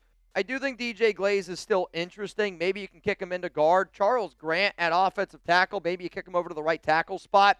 But to me, I'm looking at being able to go out and add a guard. And there's one player in particular that Klint Kubiak has worked with, and his name is Cesar Ruiz. Worked with Kubiak in 2024. He's on the New Orleans Saints. And Ruiz had his best year with Kubiak in 2024. 67.6 overall grade. You can see the pass blocking. You can see the run blocking. Both very passable. His cap hit, though, this next season is $9.5 million, but he's got zero guaranteed. So if you're the Raiders and you wanted to take a little bit of a flyer on a dude that's got 2 years left on his contract, what's important about Ruiz, career year with Kubiak, plays right guard predominantly, Also, Michigan guy. When you know that somebody's got all of those types of connections, that does matter to this organization, because if it's good with Klint and he goes, hey, he played at Michigan, I do wonder if that matters to John Spytek and Tom Brady. So out of the names that I mentioned on this video, I would say the people that have Klint Kubiak connections, so again, just keep an eye out for them. I'll say Jerry Jeudy at the wide receiver position. Again, I saw some people going, Jerry Jeudy stinks. He's 26 years old, and I think we could all agree. The quarterback situation right now in Cleveland, the situation in Cleveland has not been a good situation at all. Former first-round draft pick out of Alabama. He does have some talent, and if it's only going to cost you a fourth or a fifth-round pick, well then, again, maybe it's a flyer you take. Jalen Milroe would be a very intriguing quarterback, too, for this team that's worked with Kubiak last year. Cesar Ruiz got the Michigan ties, also had a career year with Kubiak in 2024. And then I'll say Jordan Mason. But to be clear, I really do not think that Jordan Mason is going to be on the trade block. So one more time here before we hop on out of here, if you're looking to get your hands on a Klint Kubiak shirt, if you feel like Raider Nation is back, hey man, wear it with your chest, wear it with pride, and also the more people that get them, the bigger and bigger and bigger we can continue to grow this Raiders Report community. What up, Jeremy Stores? Also, some big random NFL news just went down. The Tampa Bay Buccaneers are hiring Indiana quarterback coach Chandler Whitmer. Chandler Whitmer going to Tampa Bay. Should have been a Raider. I find that very interesting, that he was looking at jobs, took the OC job in Tampa Bay. Yeah, well, I get to work with Baker, that offense. But that's also telling of that he probably didn't think he would get the OC job with the Raiders. Because from what we all think is that, not that it's a foregone conclusion, but I would say it's a likely chance that Clint's brother, Clay, ends up getting the OC job with the Las Vegas Raiders. Really? I mean, the chance to follow his brother, like the ability to do that as well, like if he's able to do that. And then also there's, I think you put out a great video of other guys that he's worked with in Seattle, that he's been with at multiple other spots, that are more likely to get the OC spot than the guy at Indiana. Yeah, I don't know if Clay, again, if Clay's open to the job, I could absolutely see him coming to the Raiders. I don't think the 49ers will allow him. I mean, it'd be interesting. It'll definitely be something we'll talk about. Yeah, I mean, I don't have Clay. I don't know if I would have Clay in my top 5 odds. Yeah, I would say maybe, I would say Andrew Janocko or Jake Peets would probably be the top 2 that I would say. But for this guy from Indiana, I think he's looking at it of like a way to get to the NFL. Yeah. If he wanted to go to the Raiders, I don't think it would be an OC job. I think it would more be like a quarterback coach there. Yeah. I mean, good for him to be able to get the gig, but because I know I talked about Whitmer in my Raiders OC job video that I did, because I thought that there was a possibility. But I kind of agree with you. Like, I don't know if the Raiders were ever interested in Whitmer. I know his name was floated out there by a few people, but to me, if you had the opportunity to go coach the guy that you've been doing so well with, I just find that you would try to go that route. Schwartz to the Death Star. Oh. Sounds like Spaceballs. You're damn right it does. I tried to get my wife to watch Spaceballs the other day. Believe it or not, didn't happen. They're making a new movie. They're making a new Spaceballs? There's a Spaceballs 2 coming out. I don't know if that's good or bad. Again, the only thing is, I think the best character in that movie was what's his face? John Candy's character, which he obviously is no longer with us. Mm-hmm. So don't know what they'll do there, but very interesting. What up, Jacob? If you guys have the time, Aristocolt, I'm looking it up, in San Francisco has the best croissants in the country. Get the chocolate almond. Yeah, I love croissants. I got a sweet tooth. There's multiple locations around San So Francisco. Chugs and I, we fly in Thursday. Honestly, we get there at like early, like 9, 10 a.m. We get there early. And then we will go to Super Bowl Media Row that day. Okay, and it's not crazy. What does that mean? Like not crazy expensive? Yeah. Or, I mean, Like I don't know how much like if $10 for a croissant's insane. $5. Okay, yeah. Yeah, dude, I saw there was other media members in San Francisco, and they were saying this pizza place on DoorDash, it was $55 for a pizza. For like an extra large pizza was $50. That's crazy. What's sad is I'm such a foodie, but it's just I don't know. Again, I'm about to sound like a broke boy here, but it's so hard anymore to like go out and support businesses just because of how expensive I think everything is. It's the truth, man. It is. Britain Kubiak brings in DC. Mendoza sits for a year or injury. Oh, you're saying Derek Carr.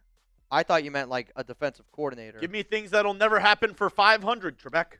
Yeah, again, man, you'd have to trade for him based on that contract is so confusing. But the only way I literally think the only way you bring in Derek Carr is as a quarterback coach because you can't bring in a guy that the fans are going to rally around like they would Carr. And I know Carr means a lot to this organization, to a lot to the fans, but you need them to buy into Mendoza. Like Mendoza has to be your guy. If Carr signs his contract and it says, I will never play a snap for the Raiders unless Mendoza gets hurt, then sure, but I don't think that he would do that. Yeah. Again, like, and I know people love Derek. I love Derek too in my own way, but this just feels like, I don't know, Britton, how old you are. I don't know if you had a high school girlfriend. I don't know if you're in high school now, maybe. I don't know, and I hope I'm not saying that because I think people that think this way, I do wonder if you're young. I'm just being honest. Like, to me, this is a very young thought, and maybe it's just like, you fell in love with your high school girlfriend, but, like, to me, I think about the person I dated in high school. Like, I don't still want to date that person. I think it's okay to be able to move on and know that it's better for both sides to move on. But if DC came back here, I'll tell you this right now, man. I would be live on this show, and it would be such a fun story to cover. Like, I know for a fact it would be a fun story to cover. So, this is interesting. Best Super Bowl halftime show of all time. I mean, I can't wait to see Bad Bunny, which I know it's going to be controversial for some, but to me, I enjoy entertainment. I enjoy I don't care what he wears. I don't care. All you got to do is watch Bad Bunny's entrance for he did a match in have you ever seen this? I don't know. So WWE had a pay-per-view in Puerto Rico, and he was the main event match. He fought another guy, and when I tell you, it was maybe. Are you ever in a crowd, or do you ever listen to music and you get like a tingle in the back of your neck, or like you get like the goosebumps kind of whenever like it's like an insane, like everybody yelling at the same time, or everybody's like, oh, like that, like euphoric moment. Dude, his entrance for that pay-per-view fight, insanity.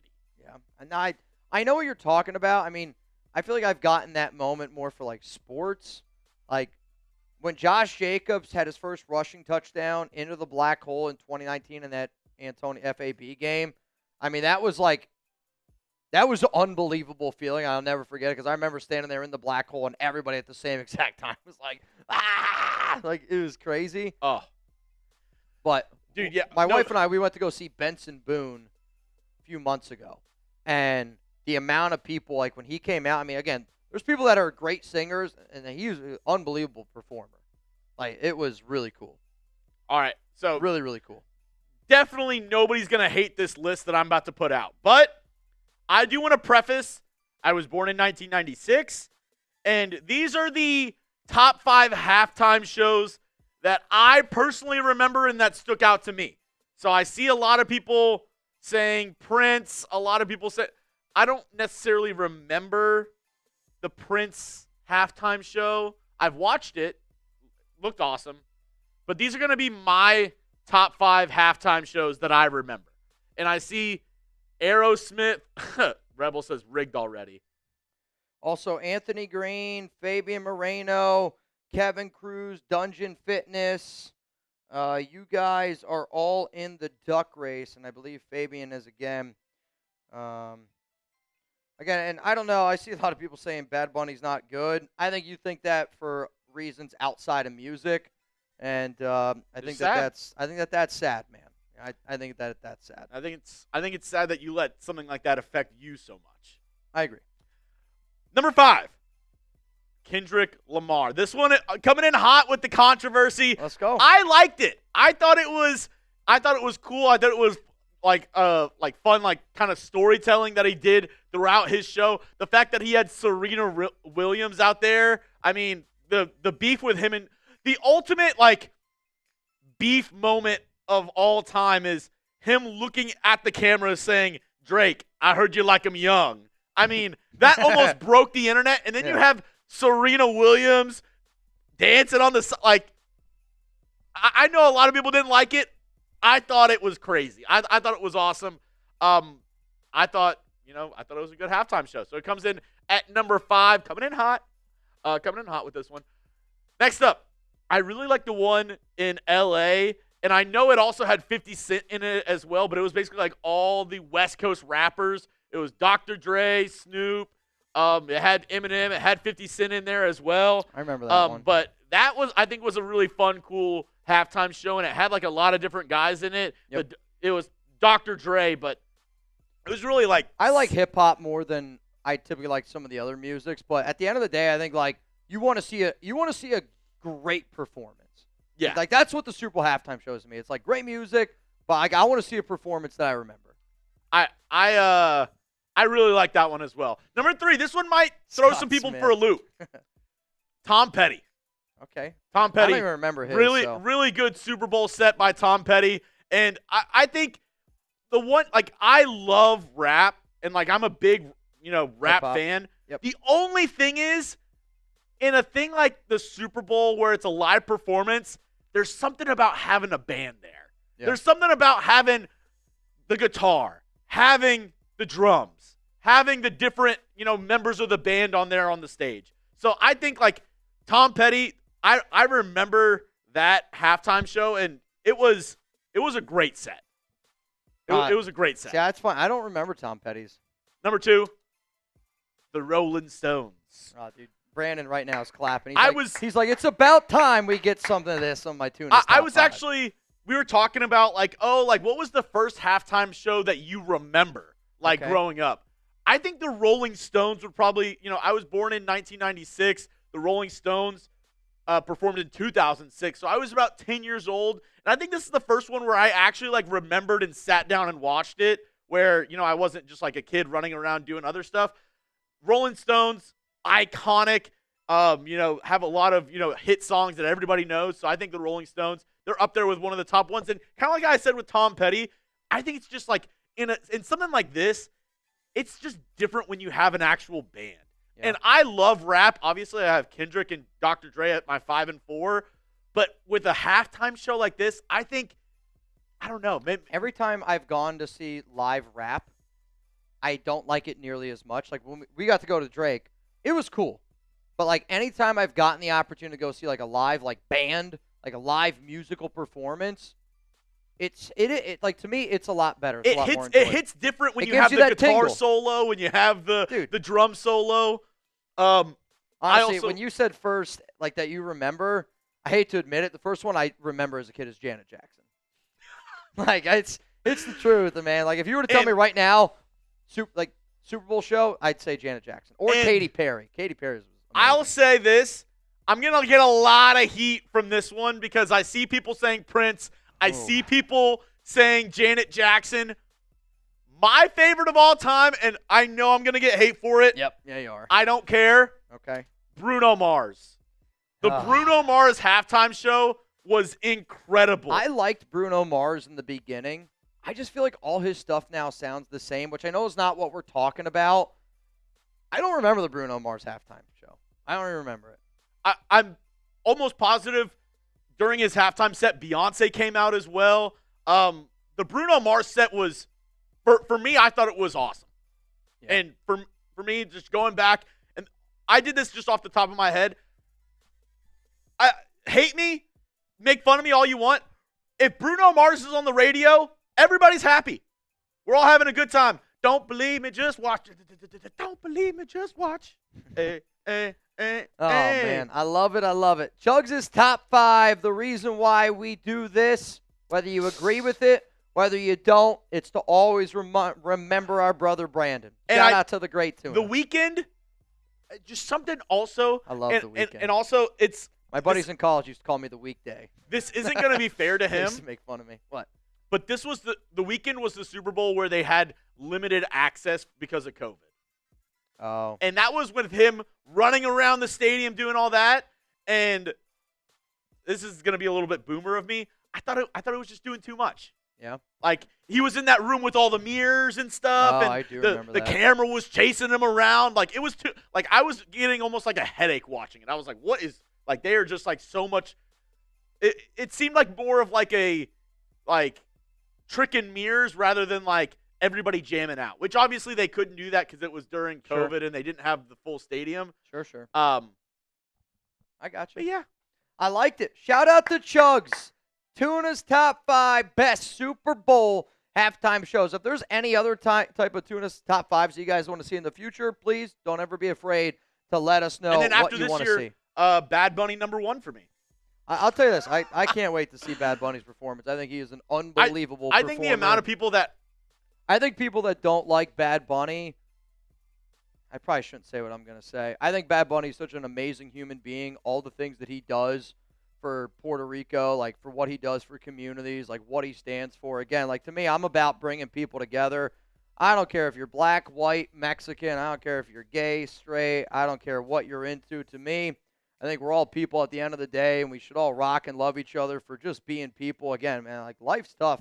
Life's tough for everyone. But I support Bad Bunny and what people he getting stands mad for. about that reminds me of like when you're in elementary school and you didn't get the bag of chips that you wanted, and you're like, I don't want Cheetos, I wanted Doritos. It's like, suck it up. Like I wore a dress a few freaking months ago because it was what somebody wanted us to do. And I have no problem with it. Why? Because I'm super comfortable in my own skin. So yeah. I'm not celebrating till ink to paper and the press conference. I don't trust Brady yet. And I think like this is again is like I'm not gonna blame Raider fans for thinking this way just because it's kind of been the way that it's gone. And it's just the truth. But at the exact same time, everything that I heard from Super Bowl, John Snyder. When you got the GM, the head coach, they're already being like, yeah, Kubiak's going to the Raiders. I mean, that's Seattle's GM and head coach saying he's going to the Raiders. Lakers and Raiders, someone told me, what if – yeah, I mean, we kind of already talked about this before. I just don't think Klint is a Josh McDaniels. There is that opportunity. There is that chance. But I'll also say that this was done before social media is what it is now. I do think social media can be good. I think it can be bad in its own ways. But I think in today's day and age, it's not going to happen. Because what really hurts then, like Klint wants to be another head coach, right? Like he wants to be a head coach someday. If you do that, you really do start to burn some bridges in the league. And I just don't think that it's smart to burn bridges in the league. So you're right. You could look at it like this. I would say people that think this are glass half empty people. What up, PG? Tony's Napolitan. I can't say it. In San Francisco, rated one of the best. Napolitano. Napolitano. But I think it's. I'll tell you what. You had me at anything named Tony's. I know it's probably going to be some good Italian food. Hey. Can you get a slice there? See, I'll tell you this. I'm not going to San Francisco to get pizza. I hate to break it to you. I'm not going to San Francisco to get pizza. Like, if I'm going to the Bay, I want some, like, bomb-ass tacos. I want something that – like, pizza. I can get pizza on the East Coast. Okay, it's not too bad.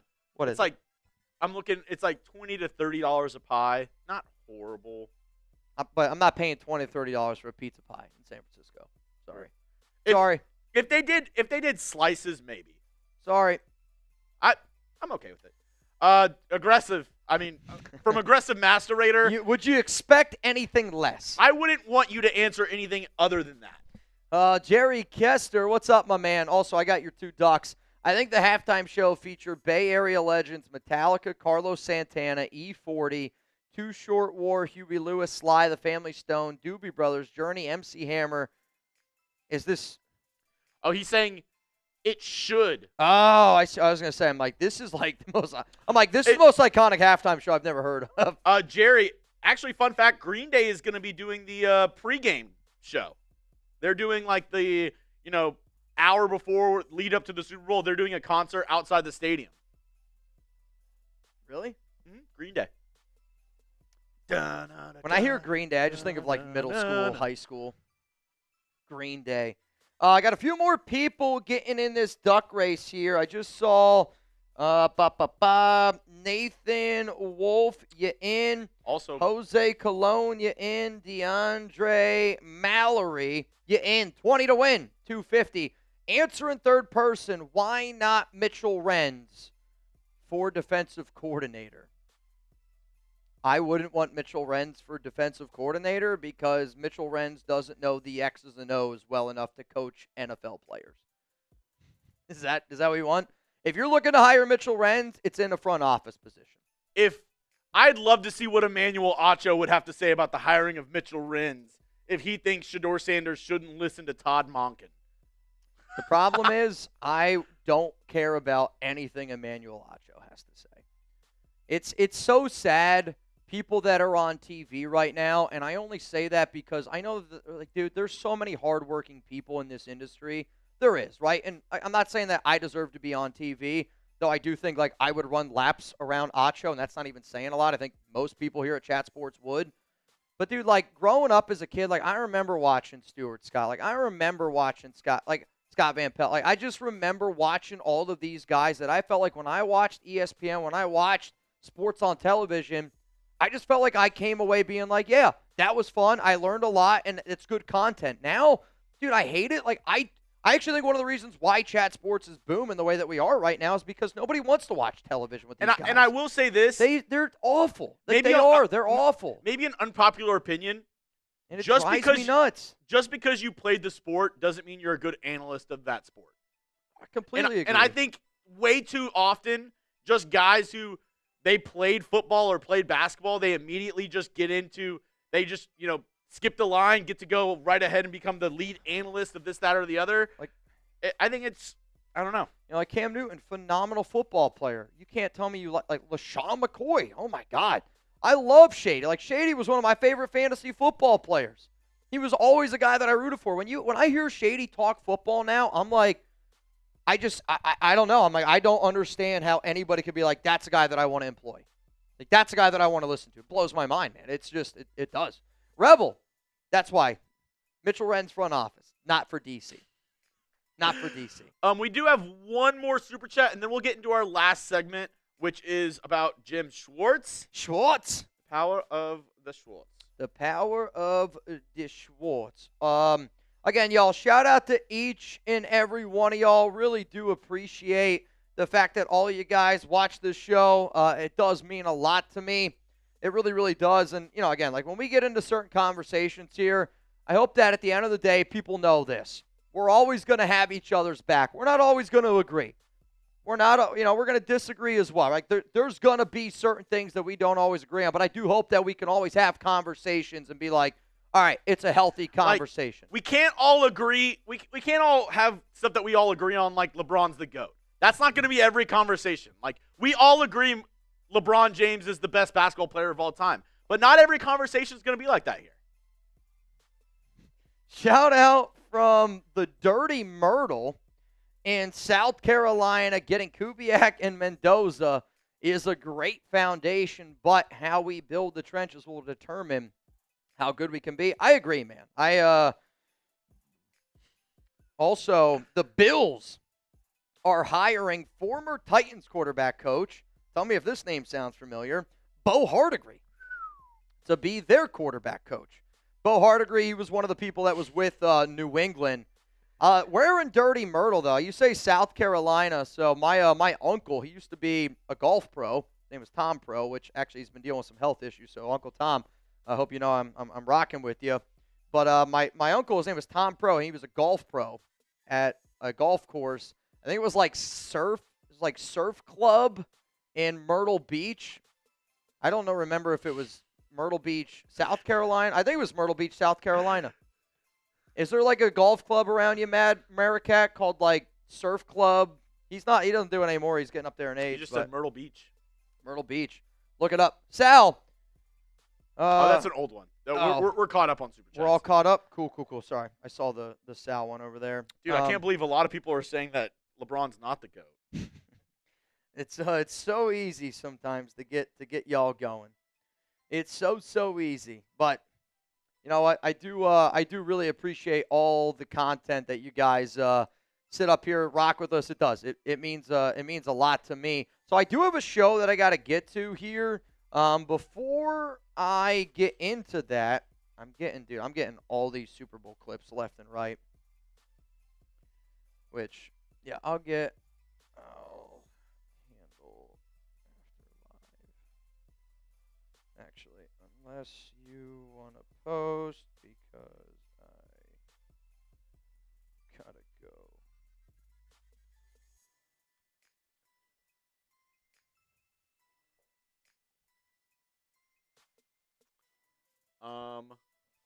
Let's see. Surfside is next to Polly's Island, which is next to Myrtle Beach. There you go. My uncle, look it up. Tom Pro. Tom Pro. All right, we got one more segment. I did see a super chat just come in from Freddie Cortez. We'll get to that after this segment, and then we have our duck race, and then we say "C'est la vie" to Mitch going on. I got my date with my wife again. Today is our anniversary of the first time her and I ever went on a date. My wife. February 3rd, 2018, man. What's crazy about the whole story is we ended up meeting on Bumble. She actually was supposed to go on another date that day. Her date canceled on her.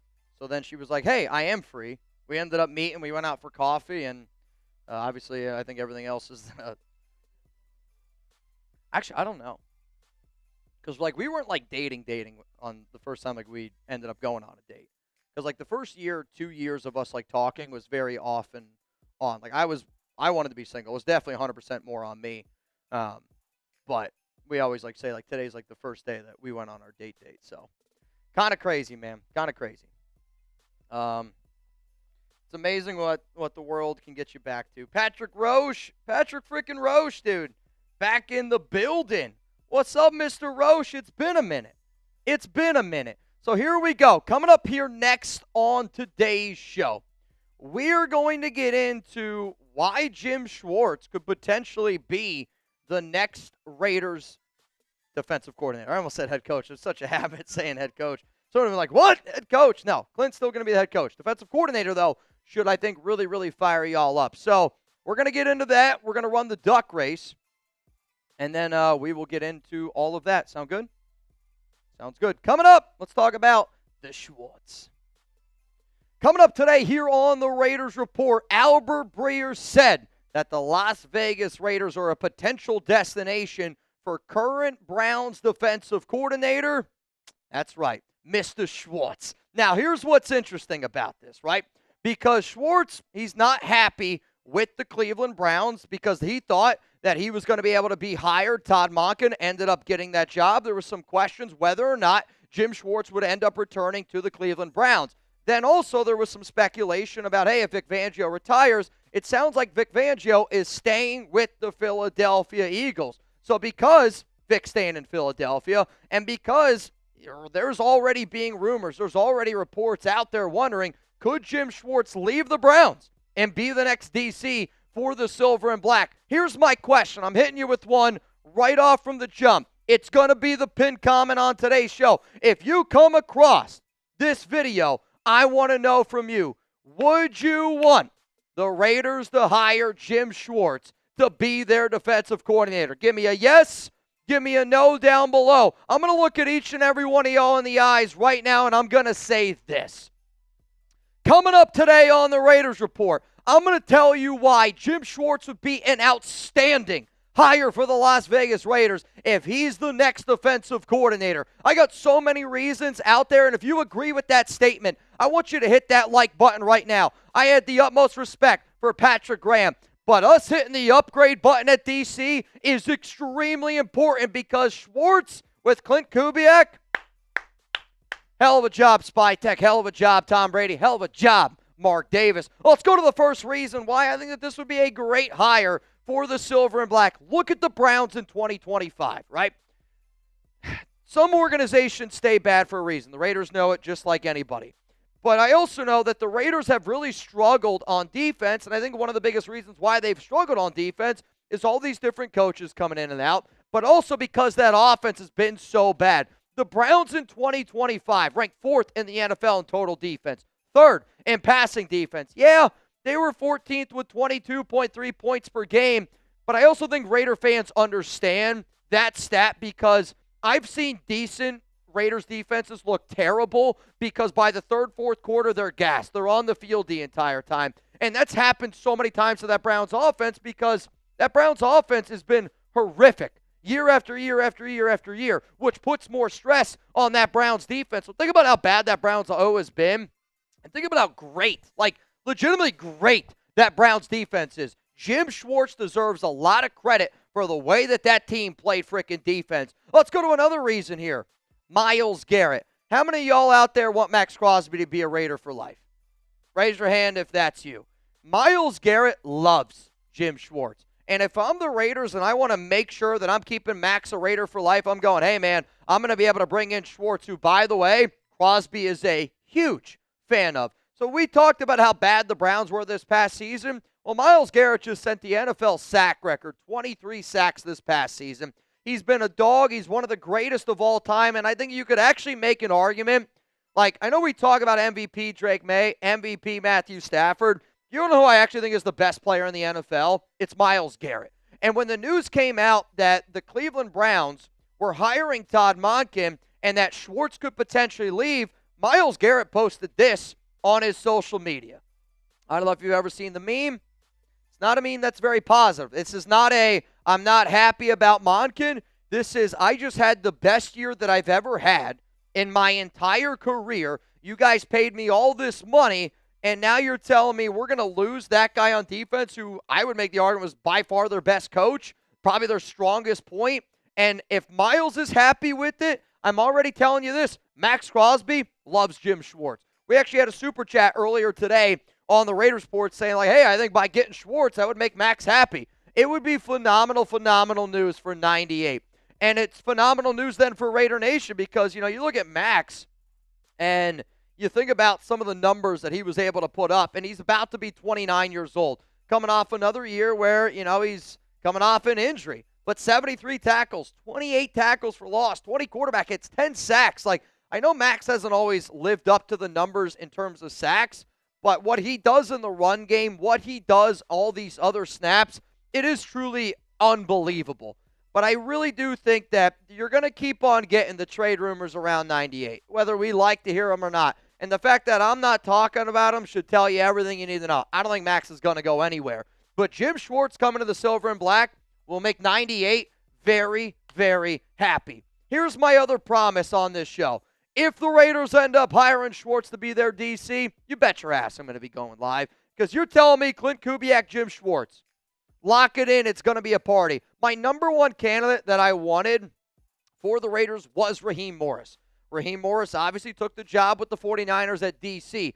But I wanted Raheem Morris because he had head coaching experience. Because he had great DC qualifications. Jim Schwartz is basically that exact same damn coach. And when you pair that with somebody like Klint Kubiak, beautiful, beautiful thing. You can't argue that he's a great defensive mind. And finding a great defensive mind, a head coach that's been in the league with multiple different regimes, you find what you like, you find what you don't like, you find what works. And what makes Schwartz just unbelievably good is, again, very, very good defensive mind, but also players, they love to play for him. And guys will always have his back. Like, there's two quotes from Denzel Ward, and there's another quote in there from Myles Garrett about him and how great of a defensive mind coach he is. and how much players do love to rock with him, because that's another important part of this conversation, right? Like, it's not always when you bring in all these different faces, when you bring in all of these different coaches, I do think it's important to be able to find guys that hey, we got to build an entire defense. You know what I mean? Like, we have so many holes on that defensive side of the football. I want to know that the guy that we bring in is a great defensive-minded coach and also has phenomenal relationships with his players. I'm going to show you the quotes around Denzel Ward and around Myles Garrett. One of the better corners in the league, one of the better defensive ends in the league. But before I do that, I bet you Jim Schwartz would also love Prize Picks. Shout out to America's #1 fantasy sports app out there. It's Prize Picks. Easy, exciting, daily fantasy sports made easy. Shout out to them for sponsoring today's show. The big game, it's almost here. And there's no better way to cash in during America's biggest sporting event than Prize Picks, where it always feels good to be right. And since the big game is right around the corner, that also means it's your last chance to get into the football action before next season. So close the season outright with Prize Picks by getting $50 instantly in lineups when you play your first $5. Do you miss fantasy football? If you answered yes to that question, well, with Prize Picks, you can play fantasy football each week. Get in on the action. It's available in all 50 states. It's also simple to play. You just pick more or less on at least 2 player stats, and if you get your picks right, you could cash in. The best deal that they got for the big game, Drake May, 0.5 passing yards. If you're planning on getting a lineup in, well, then you better get in a lineup that features Drake May, because when Prize Picks gives you a deal like that, you got to take advantage of that type of deal. That's like me doing bangs for $1.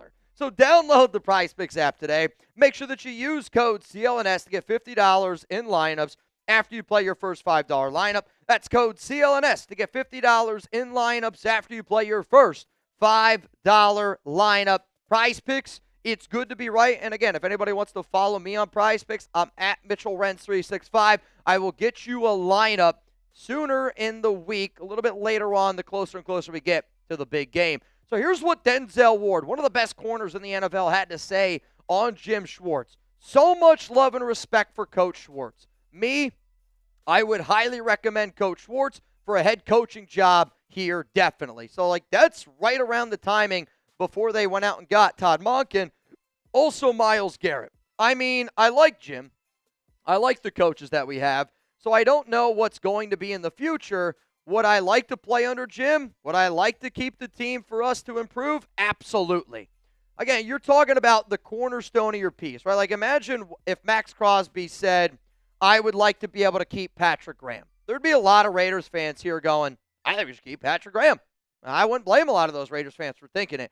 But what if you could hit the upgrade button on Patrick Graham, bring in somebody that has been really good with multiple teams as a head coach, and then on top of that, Max Crosby also likes. That's kind of who Jim Schwartz is. Let's go to the next reason why Schwartz would be great in Las Vegas. Klint Kubiak, you handle the offense. You're going to be the one that handles all the X's and O's. You handle what you're supposed to do. Kubiak's head coach, offensive play caller. You could probably bring in somebody over there from Seattle, and you bring in a lot of those people from that Seattle staff that have made Kubiak who he is. He handles the offense. That's what good teams do. You bring in the head coach, he handles the offense. So then what do you have to be able to find? The proper pairing. And I'm telling you, a great, great pairing with an offensive-minded head coach, who, by the way, is going to be a head coach for the very, very first time. I always say this on this show because it's just been proven true year after year. Pete Carroll had a brilliant resume, but Pete Carroll was not the right head coach for the Las Vegas Raiders, right? My wife is an amazing woman. She's probably not perfect for everybody out there. She's perfect for me. I really do believe by hiring a guy like Klint Kubiak, if you're able to bring in a experienced defensive coordinator with head coach experience, that's the perfect fit for the Las Vegas Raiders. And that's exactly what Jim Schwartz is. He is an experienced defensive coordinator that has succeeded at so many different spots on his journey. He's got head coaching experience. And when you put a guy like Schwartz with a dude like Klint Kubiak, who are just both football guys, it's how great teams get off the ground and get going. Here's Jim Schwartz with the Tennessee Titans. With the Titans from 2001 to 2008, his units frequently ranked among the league's elite in total defense, rushing defense, and takeaways. What about Schwartz with the Eagles? With the Eagles from 2016 to 2020, he transformed a bottom-tier defense, 30th in yards allowed in 2015, into a top performer, notable rankings including number 1 in rush defense in 2017, top 10 in total yards multiple years, top rankings in red zone, third down, and scoring defense. Then you look at Schwartz the past few years with the Cleveland Browns. With the Browns, led the NFL's stingiest defense in total yards allowed over his first 3 seasons, averaging under 300 yards per game, the league's best. Produced high sack totals, 49 in 2023, 53 in 2025, and helped Myles Garrett set the NFL single sack record, 23 in 2025.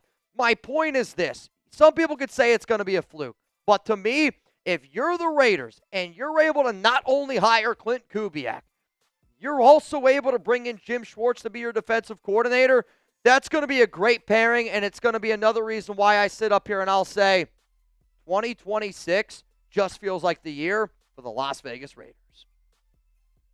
What up, Freddie Cortez? Cheers to healthy conversations. Freddie, I completely agree with you, man. You know, again, like I'm somebody where I don't get into politics. I don't get into a lot of things, but there are certain things that are going on in our world. And again, I'm not going to sit up here and I'm not going to lecture you on all those, but you know, I do stand with a lot of the things that I've said. I love people. I think people are better when we unite together.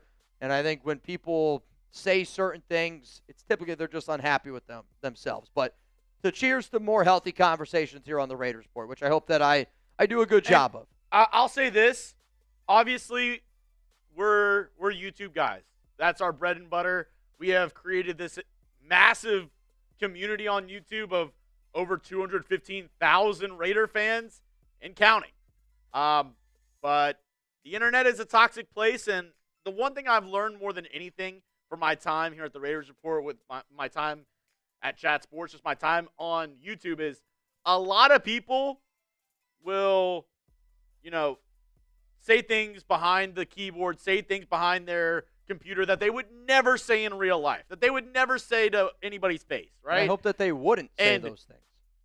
It's easy. Like, we get so many comments that are so positive from people like a Robert Jansen, Zalesbo, just Azul, all these Yoda Jenkins, real ones in the chat. We get so many more positive comments than negative comments, but it is hard sometimes to, one negative comment, the cliche is, one negative comment is equal to, 100 positive comments, because that one negative comment will kind of make you go back and make you rethink things, or, it makes you question. But I'm glad we have real ones here in the chat. And obviously, whenever I did my Tuna's Top 5, we lost 100 viewers. But at the end of the day, if that's going to upset you, or if conversation upsets you, that seems like a you problem. I agree. Sean Morgan, you're in the duck race. Also, LCA, you getting it in. Let's go to God Family. Mitch, I sent 5 ducks on the last live, but my name was there only once. In a screenshot on IG, it wasn't a bang. It was for 5 ducks, brother. I'll say for you in the future, it's hard because we do deals for bangs and for hundreds. If that's what you want to do, I know it sounds stupid, but you might want to just send like 5 20s. Yeah, because the problem is we put you in for deals, we put you in for other stuff, and like again, this might be a hard conversation, but like I don't have, like you said, you sent me 5 ducks, like I don't have that money. Like as soon as the show's over, I put it into our Chat Sports bank account. It gets invested back into the company. So I'm sorry that happened. I'm sure that was frustrating for you. But kind of like what Chug says, like if I see 100 on a Venmo, I think it's a bang. So if you want multiple ducks, like you usually send me like a 60 for 3 ducks. And I get that, I would say 100% of the time. So just sometimes I understand that it's frustrating for you, and I'm not trying to come off as like, well, it's tough shit, but I also don't have that money. Like I can't put those ducks in this duck race because I don't have that money. It's just like if somebody's like, hey, I'd send in a 20 on Super Chat. Like I don't have the money to put it back into the race. So I'm sorry that happened. I really am. I'll put you in one here, though, that's on me. Gabriel. Which, again, I totally get it from your standpoint. I just hope that you see it, I guess, from my standpoint, which hopefully you do. And I'm sorry that it feels like that. We do have another super chat coming in from Nico, and then Angela Ascano. Oh, I appreciate that. Last call to get in on the duck race for today, because I don't want to keep Mitch up too long because yeah, I'm not gonna lie, y'all. I gotta try to get out of here. Also, Nico, I just saw your super. I appreciate that, man. And like I love obviously when people have my back. It's just like, in regular life. Like I appreciate when people have my back, but I think at this point, if people are still saying this, if there's one thing I've learned doing this job is just pay attention to the people that rock with you and don't pay attention to the people that hate you, because I mean, I got haters. I'm sure y'all have haters in your real day life, and there's nothing you can sue. There's nothing you can do, say. I think some people are just unfortunately upset and they're miserable. But I like there's this one guy on Twitter. Every time I see him talk, I actually feel bad for some people because I'm like, man, you just got a lot of negativity in your life, and it's sad, dude. Appreciate you. It's sad. Appreciate you, Angel or Angel. Guessing Angel. Angel, shout out to you. Shout out to you. All right, y'all. Final chance for you to get in the duck race. $20 Venmo. Steve Dell, you, sir, are getting it in. It's 20 to win, $30 here on the Raiders Report. That was stupid. 20 to win, $300. I was reading, unfortunately. I cannot do. 20 to win, $300. What race are we going to do today? I don't know. What race do you want to do? I'm looking. It's definitely the guy that blocked me that you're talking about. LOL. I actually haven't had many people blocked. I mean, I have actually unblocked a lot of people because I can remember, again, like to me, I'm actually surprised how many comments I get that are like, Mitch, I used to not like you, but now I'm starting to like your show a lot more. So, like, I've actually been getting a lot more of those. So I've actually gone back and I've unblocked some people. I would say I don't really have that many people blocked right now. Yeah, I would say the only people that – I don't think I have that many blocked either. I think the only people that I block is people who, like, try to get, like, super personal and, like, talk about my family. Like, if you talk about my family or my wife or anything like that, that's easy. Immediate block. That's easy. Like, if you – like, the amount of people that have – I mean, even in today's show, the amount of people that just message, like, Jeremy is fat, I'm like, all right. Like, yeah, Nico, that guy, he's blonde hair. He's a cancer. I actually think I do have that guy blocked as well. Oh, dude, that guy. If it's the same blonde-headed guy I'm thinking of. He is. I actually truly feel terrible for anybody that lets me live that rent-free in your mind. Like, it's sad, dude. Yeah, Nico, I could give that guy $1 million and he'd still hate me. And it's funny because there was a study done. I forgot whose podcast it was, but basically, I think it was Rush Limbaugh's podcast, which I'm not saying anything good or bad about him. But the amount of viewership that he had from people that loved him compared to the people that hated him, the people that hated him actually watched more than the people that loved him. Oh, which is a wild statistic. And sometimes I think that's how people are with the Raiders. Like, there's people who watch our shows and who will comment and who are like, I hate this. Like, you're the worst. And they watch all of our content. Every day. There's one guy who comments something like that every day on the show. And I'm like, I appreciate the fact that he watches it. Like, I do. Like, I do. Like, I respect it. At the end of the day, there's nothing more valuable in time. Young JMC, we all effed up. I need to do better. Solo Soldier. Hey, it's all good, man. It's all good. Young JMC, I'm glad you're in. Vic, what's going on, man? Benjamin said he's watching from France. The only time that it makes sense. Bonjour. Raider Shield family. Damn it, stop. Some of you folks act like adults. Call me a keyboard warrior. Again, like our mods here, they do a lot of work. They try to keep our chat responsible, and I want the chat to be, if you wouldn't say it to our face, if you wouldn't say it, like if we were all hanging out and you wouldn't say it, then I wouldn't want you to say it here. Oh, also Yoda, Thank you for commenting that. We have a Pro Bowl stream here at Chat Sports. Shit, yeah, we'll we be do. Not us, not me us. and Mitch. No, not us. Our guy JOD will be live for the Pro Bowl. So if you want to watch the Pro Bowl, we'll have a Chat Sports stream for it. David Vergara, Jose Lorenzo, Brian Folsom. You guys are getting it in the duck race. All right, I'm going to go ahead and put in the names. Now's your very, very last chance to get in. Vic, believe me, man, it's all good. I wouldn't drive 4 hours to see me. I hate driving. I would drive 4 hours, but that's because I hate driving. I would would fly before I drove 4 hours. Like Alex wants to go to Austin. I'm like, can we fly to Austin? Really? That's only like 2 hours. It's like 3. It's a lot of hours, man. I don't want to fly. I don't want to drive. Nico, folks are going to watch Sanders without a doubt. So JOD's our Browns host. So there's no doubt there's going to be Browns people watching that. No doubt, no doubt. No, I mean, I did drive from Boston down here to Dallas. That was a 30-hour drive. Never again. That's probably why I don't want to drive anymore. That was disgusting. You know what? Azul, you're right. I was wrong about Shador. He is a Pro Bowler. I said he would not be a Pro Bowler in his first year. I'll eat crow on that. Yep. I was wrong. What does a Pro Bowler even mean? One more I got to add here. Nicholas Potter. I'll just add him right here. Nicholas Potter. Nick, you're a wizard, Potter. I mean, if this one wins, that's going to be pretty wild. All right, here we go. 3, 2, 1.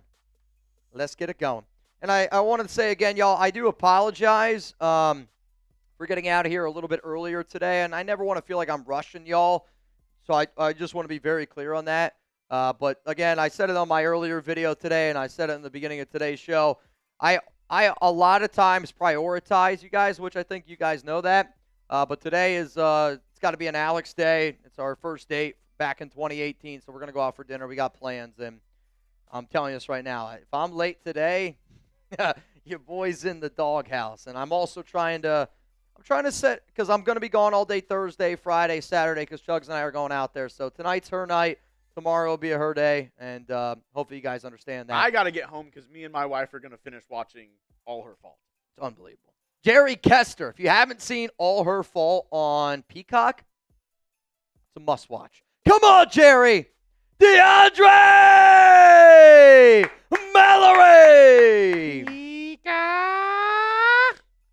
All right. What does Pikachu evolve into? I'm not a Pokemon guy. I've told you that. I didn't grow up playing Pokemon. I played more Yu-Gi-Oh! And DeAndre, if you could please confirm that you just received $340, that'd be dope. Was Yu-Gi-Oh! / playing, like I've been playing Madden since I was in 2nd grade. Oh, I mean, I always played Madden, but like I was Pokemon more like video games and that stuff. Digimon was kind of crazy. Never did. Wait. Is it Raichu? Raichu. Yep. Yeah, knew it. It's also a flavor of Haichu, probably in your mind. Yeah, Raichu it is. Raichu it is. Shout out to DeAndre Mallory. If you could please confirm that you just received $340, my guy, that would be much, much appreciated. DeAndre says, yep, it's there, Mitch. All right, y'all, I'm heading on out of here. Here's the thing. You're not going to see me live again until Super Bowl. The next time that Chugs and I will be live will be the Super Bowl on Sunday. Obviously, if any other breaking news happens, let's go, Klint. Chugs and I, we're going to be out in San Jose, San Francisco, Thursday to Friday. You might see us out and about on Thursday. Maybe you'll see us out and about on Friday. I better see your ass, though. Friday, February 6th, Fairway Zone Sports Bar and Lounge. I think this is going to be the biggest Raiders meetup we have ever done. Maybe the biggest Raiders meetup of all time. Maybe the biggest Raiders meetup. Should we call the Guinness Book of World Records? What's the most Raiders fans at a location, not at a Raiders game? At the same time. I guess that would probably be at a Raiders game. I'll say it's Oakland. It's no chance. Pull up, show up, bring your drinking pants. Most Raider fans at once hitting golf balls. They do have a golf simulator. It's no way that would be dangerous at all. That would somehow turn out to a backyard brawl. All right, guys. Peace out. I'm heading.